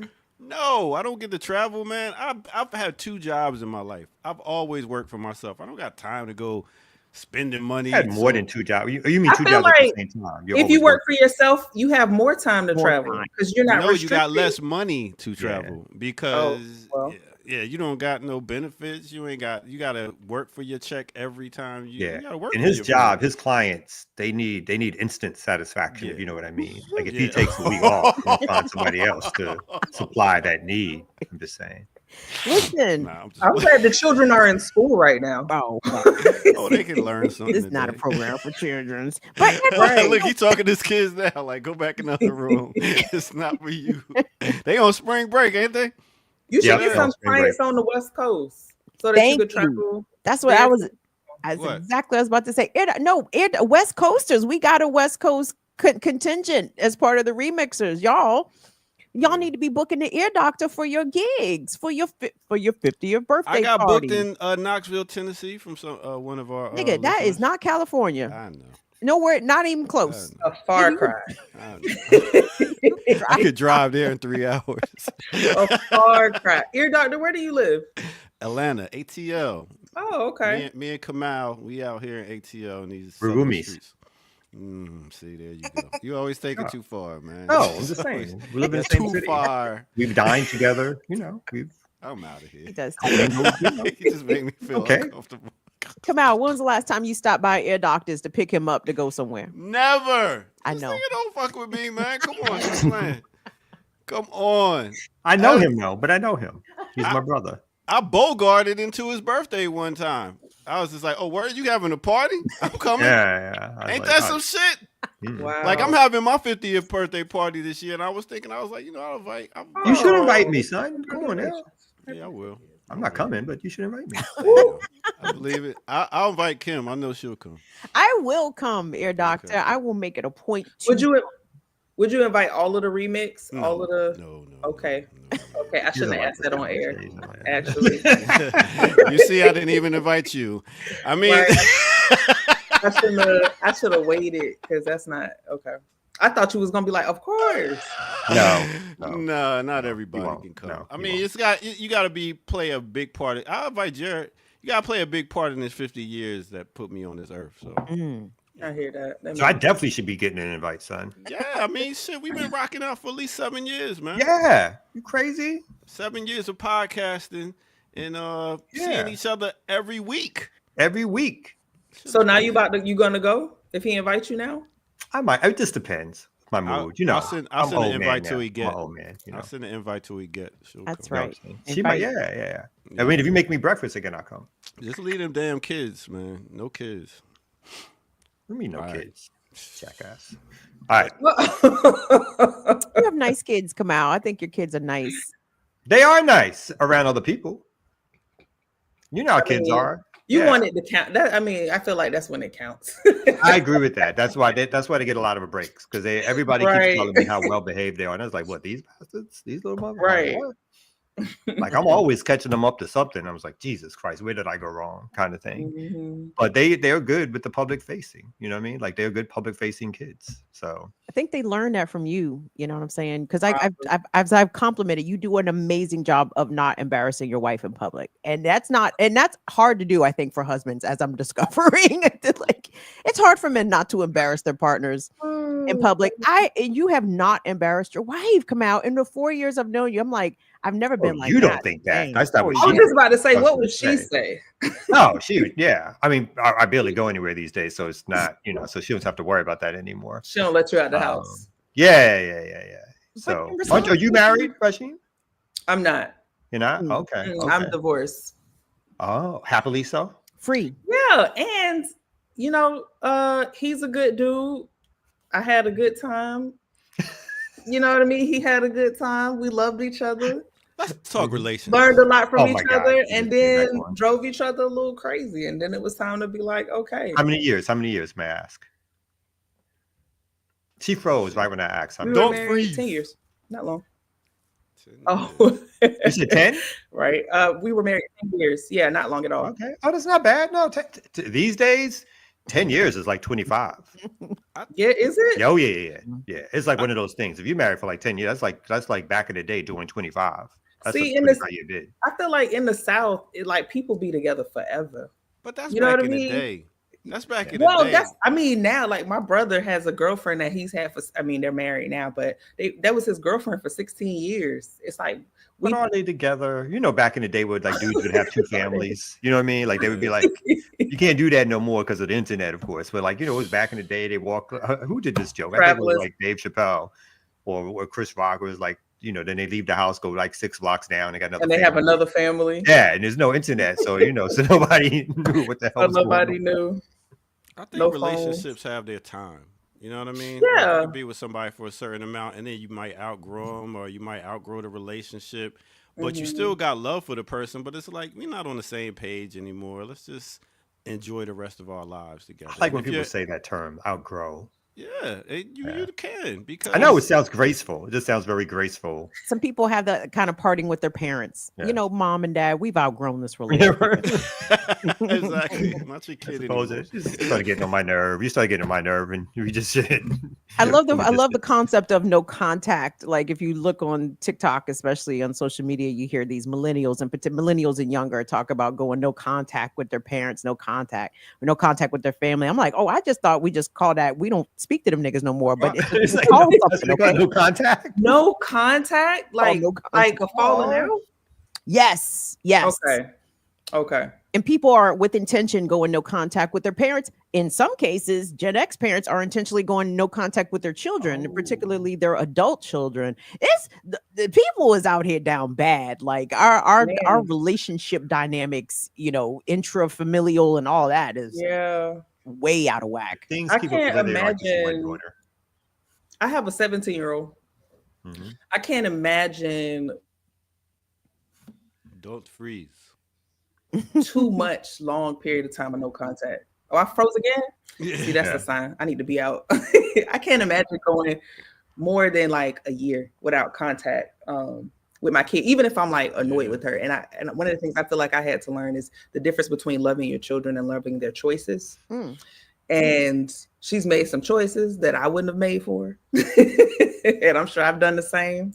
But like, I just can't imagine going. Now, on the flip side, Kim, I could imagine going no contact with my auntie, with maybe even my own mom for a little bit. Family's different. But my kids, I see them twice a week. Yeah, they stay with their mom. Mm-hmm. And me and the kids' mom are best friends now. You know what I mean? Yeah. We realize, I like things you don't. You like pork, I don't. So that was the deciding factor, my friend. I mean, part of it. No. Did you find that out later? Right. I'm sure she was eating bacon when y'all was dating. No, you know what I'm saying? No. It was cute back then. Then he was right. No, Jack. It was none of that. That's why I was like, she'd be the perfect specimen for me to, have kids with. So specimen? Yeah. All right, I'm out of here. I thought he did say specimen. Like, all right, I'm done talking. I'm trying to use big words sometimes. They don't always fall in the right way. Perfect specimen. Wow. All right. Okay. Later. I got you. All right, y'all. It's 9:40. He's like, and I'm out. Y'all right that was a good time for me to be out. Remix Morning Show. Rasheen, what is your last name? Would you choose not to? I just use Rasheen. All right, I got you. Yeah.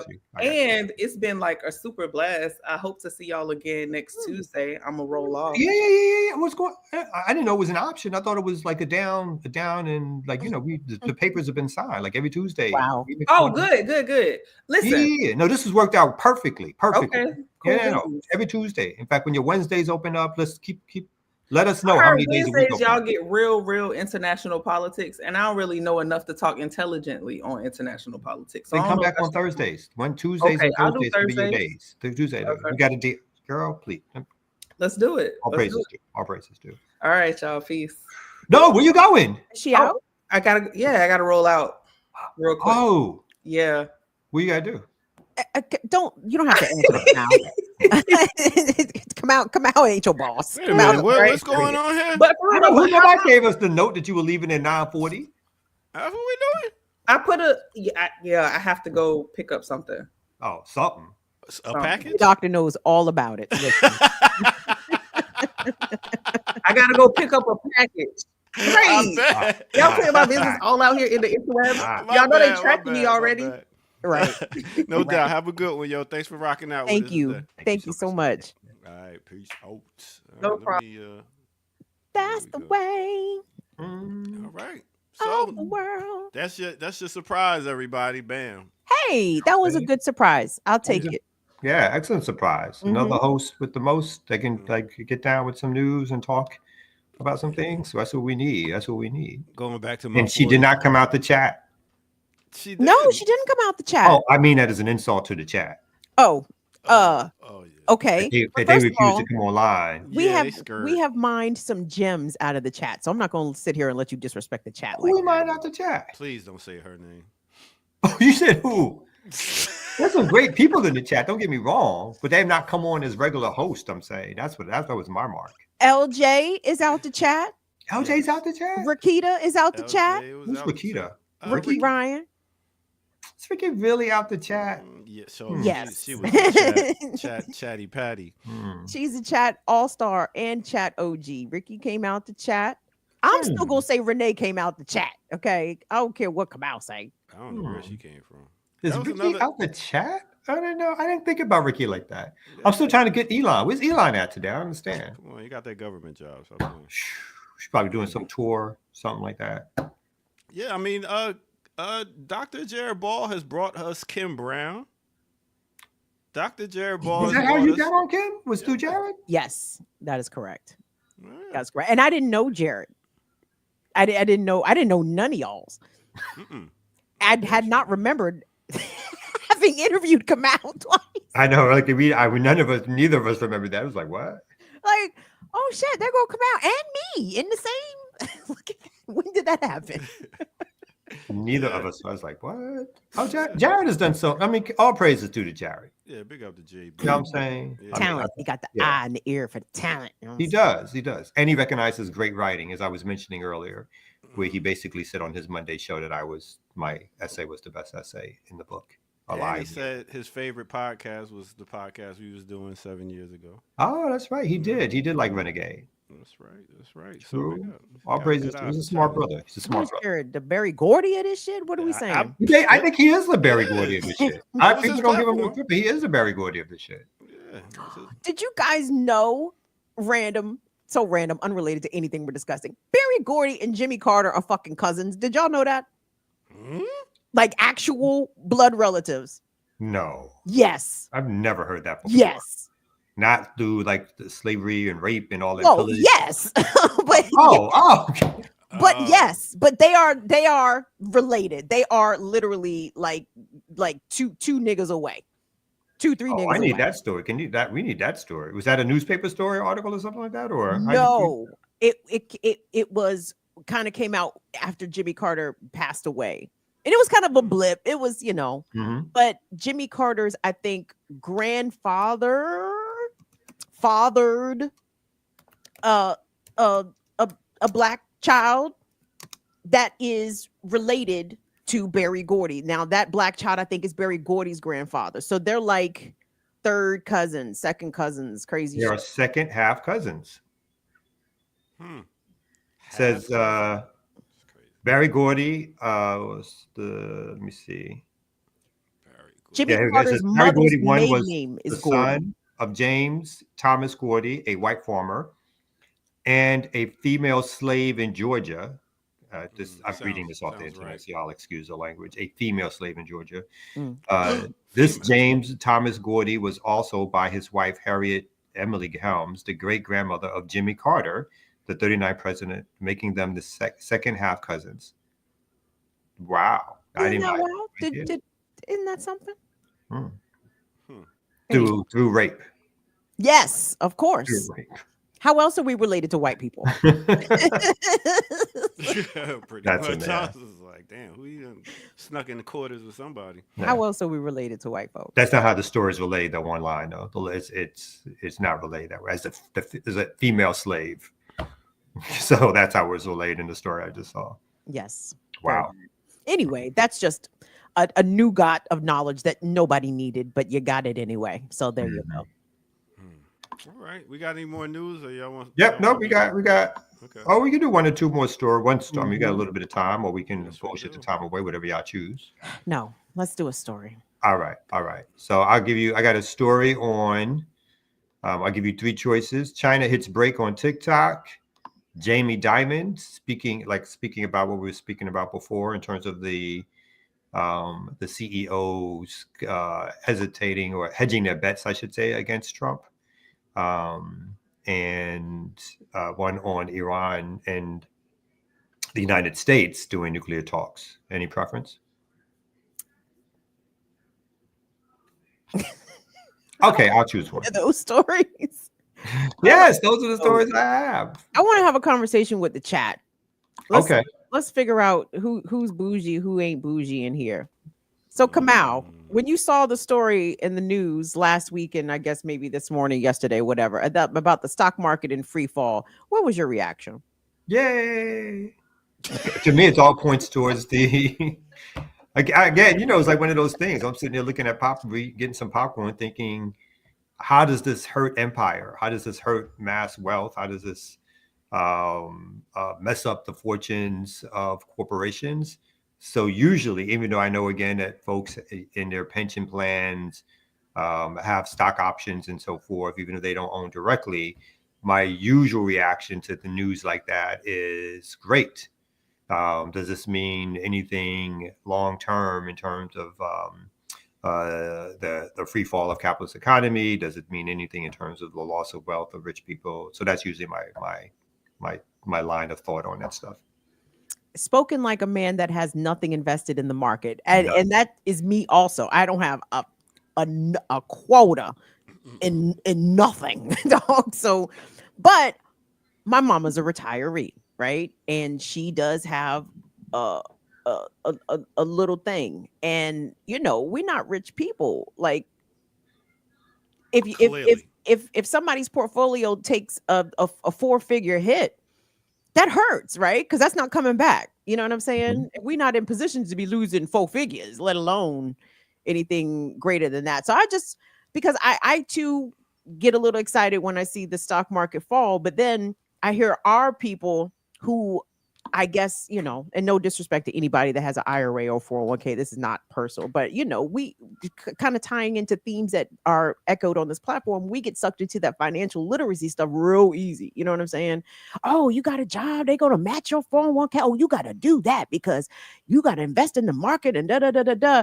But when capitalism resets itself every 10, 15 fucking years, doesn't that leave our folks who invested their tiny pennies in a worse position than they were before? But most folks don't even know, right? Most folks who are invested in the stock market, when people say how broad the stock market is, it is not because they've individually decided to invest. It's because exactly what you said is pension funds, IRAs, and all the rest of it.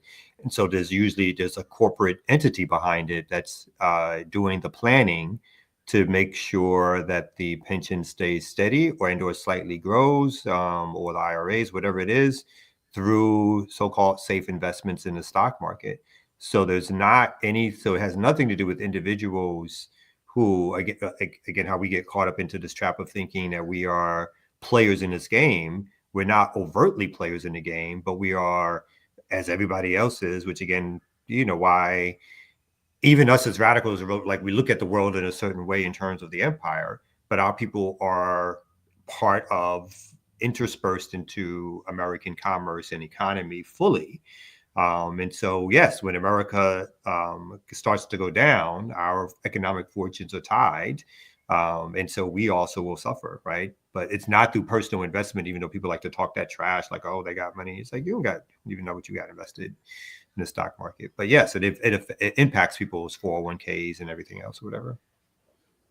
should we have a revolutionary strategy if capitalism survives this Trump term, right? Like I feel as though we have to, I don't say we have, but I don't think it's wise for Black people to be investing in the empire, right? Like, because again, we don't have it to lose. The whites and the elites have got themselves insulated in a way. And I know not all the whites. I know definitely working class whites also suffer and struggle when the economy takes a hit. But literally, Black people, we do not have it to lose. So should we be actively discouraging our folks? Like, don't put your money, if you're gonna put 3.5% of your paycheck anywhere, baby, put it in that savings account, put it in your mattress, put it in your child's, education fund, but don't put it back in the S&P 500, whatever you do. I think we got to give our people more options of where to put money, because you got a regular job that's not bringing in a lot of money. And then you're trying to find another way to bring in some extra money. I don't want to do something illegal. Oh, financial literacy. This is telling me where I should put my money at, what I should do with it. And nobody else is coming with any other options. And then you try to be like, oh, let me get a restaurant. You got Kevin Hart did a restaurant. All of them closing down. I mean, there's so many different other things that we be like, oh, we can invest in this.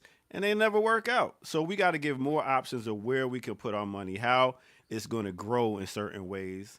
And then we got to understand, is it about growth monetarily, or is it about spiritual growth? What is it for me that's going to, because once you get a certain monetary growth, sometimes it's just like I'm concentrating on the money. I'm not concentrating on myself, my spirit, my peace of mind. So we got to figure out what is growth for us. Is it getting a bunch of money so we could do stuff?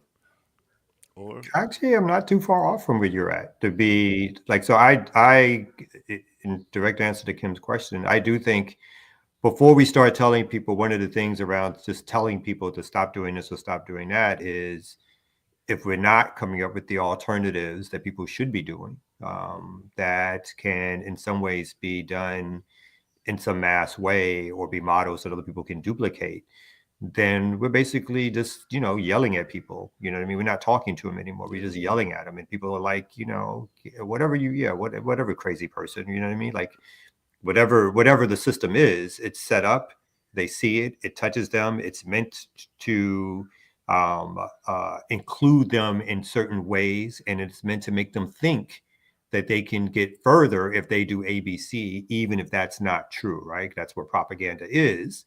And so again, unless we are defining for large amounts of Black folks or large amounts of people who are interested in working with sort of a working class people, what some of these alternatives look like, they're going to be tied to the system, right? And there's no ifs, ands, or buts about it. And one of the things that, again, this is not a harking back to segregation, but throughout our history post-slavery, when we were still overtly excluded from most institutions of America, Black folks survived by creating institutions, right? Institutions through mostly churches, but institutions through people's spiritual belief, which gave them, whether or not I agree with those spiritual beliefs or not, it gave them that sense of what they belonged to.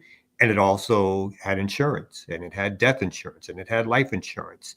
It had a place for folks to go. They had alternative schools. They did a lot of these kind of different things, which is someone put it in a chat. They may not mean it like this, but in some ways that was their form or their working of a mutual aid system that was completely independent of the government. And again, it wasn't like it was something that made people overtly rich necessarily, but it gave them enough it helped them survive oppression. Now, the idea that we're going to do that alone without challenging oppression, that becomes part of the problem, because when people think, oh, we can just, again, maroon ourselves or whatever, if we ever do it and we become a threat because too much money is taken out the system, or the system sees us setting up alternatives with different ideas, the system will come and destroy. And so you always have to challenge the system. And again, you're still paying taxes in that system. It's not like you get to, again, a revolutionary act would be if we have another system and then we are also pulling out resources from that system by refusing, in some ways, not all the taxes, but maybe refusing certain things that we do pay overtly. So I think there's a lot of thinking that the left and those who are radical or revolutionary or care about alternatives have to think through that constructively, make those alternatives something that people can actually see and do and feel. That's part of what, if you're not seizing the means of production overtly, because again, maybe we're too weak to do so, what happens in the meantime? What else are we doing to get people to get to that point? And part of that is, can we build some of these alternative institutions that allow people to say, this seems like a better way for me to go than to continually support something which overtly is trying to destroy us. And there's no doubt that America is overtly trying to destroy us and oppress us and supplant us. Kim, are you trying to be rich? Depends on what is required of me to do that and be that. So I guess the short answer is no. I'd like to be rich, but there's certain things I'm not willing to compromise. Yeah. So no riches for me. Yeah, I see the definition of rich, and I'm not one that's my goal is to be rich. I'm already wealthy because I have a family, I have a roof over my head, food and shelter, and you know me. Yeah, so I feel like I am, and the people you have around me, makes me a wealthy man. But as in trying to be rich, it seems like it's that you're constantly trying to get money and you leave out time for other things. So I don't want to have it as, I got to get money, because I've been doing that just for survival, just from growing up. And I'm like, fuck, I'm tired of just trying to survive. So now it's like I have goals. I go after my goal, and the goal will bring me money. It's not like I'm trying to get rich. So I just look at it like that. Just have more goals, people, and go for them, and I think money will come for you. Somebody just asked this question in the chat. I just wanted to respond to it quickly. Millions go to black churches each week. What do we get out of that, right? So we close the doors. That's Kamau. You see Marvin Sapp, aka Kamau Franklin, close the doors, ushers. These niggas can't leave. They haven't paid. They're 40 grand. I said, look at Kamau. And the thing is that we don't get nothing out of it, those of us who don't go. But those who do go, again, whether you like it or not, whether I like it or not, there's a sense of belonging that they are getting out of it. They are building, whether, again, it's not revolutionary. In fact, a lot of it is regressive, right? But they're building institutions. They're giving money and they see buildings going up. They see schools. They see Wednesdays, Bible studies and other things that they're doing. So they see a collective process that, again, the regular society does not provide for Black folks, and Black folks are making it themselves. Now, again, I may agree that they're not beneficial, as in they're not leading us out of oppression, but short of that, those folks feel a sense of connection to something that, again, in speaking in radical revolutionary terms, we on the left, we as radicals are not providing to the degree that we're winning people over. And so we're not winning people over through ideology, and we're not winning people over through showing how the implementation of that ideology leads to these things, right? That's what they're doing. They're showing that the ideology of believing in Christ or whomever it is or whatever it is leading them to not only for them a spiritually enriched life, right? But maybe a slightly more materially better life, because they're seeing some of their resources, again, not talking about where the resources get stolen by rich preachers, not talking about that stuff that also happens, but they are seeing things that they say like, hey, our collective work built this up or whatever like that. Yeah. We on the left, because we are so anti, a lot of times we are anti-understanding how to do collective stuff at a large scale.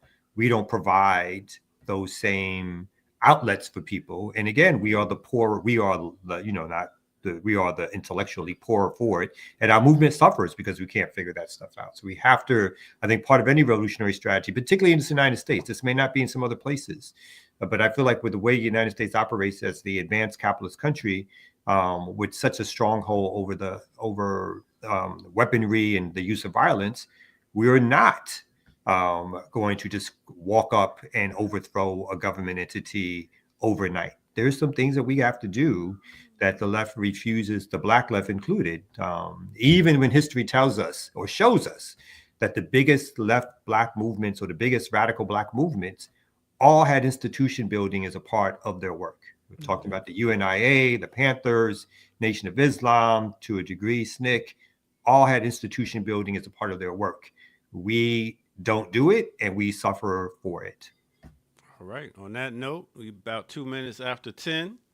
And very good show. I always say, like, my uncle was a preacher. He helped people pay their rent every month. Black Man Lab, we help people pay their bills every week. So it's about having a collective and being able to go there and have some money to help other people.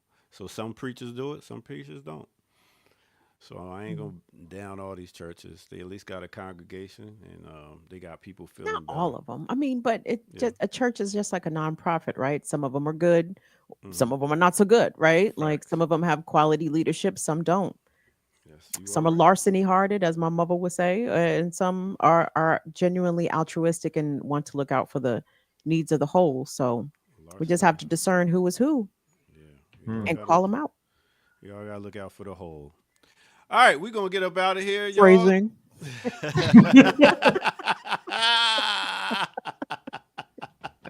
Thank you. We're gonna get out of here and be back here tomorrow at 8 That was a snort. That was a snort. Unexpected. And Doctor just said he just throws him right over the plate, Kamal. You know what I'm saying? Just gotta knock him out the park. You know what I'm saying? Just waiting. Kim is like the Willie Mays out this motherfucker, yo. That's right. All right. We be back tomorrow morning at 8 a.m. Make sure y'all tune in and make sure y'all have a great day. And come back tomorrow and rock with us. We out. Remix Morning Show. Let's go. Come back.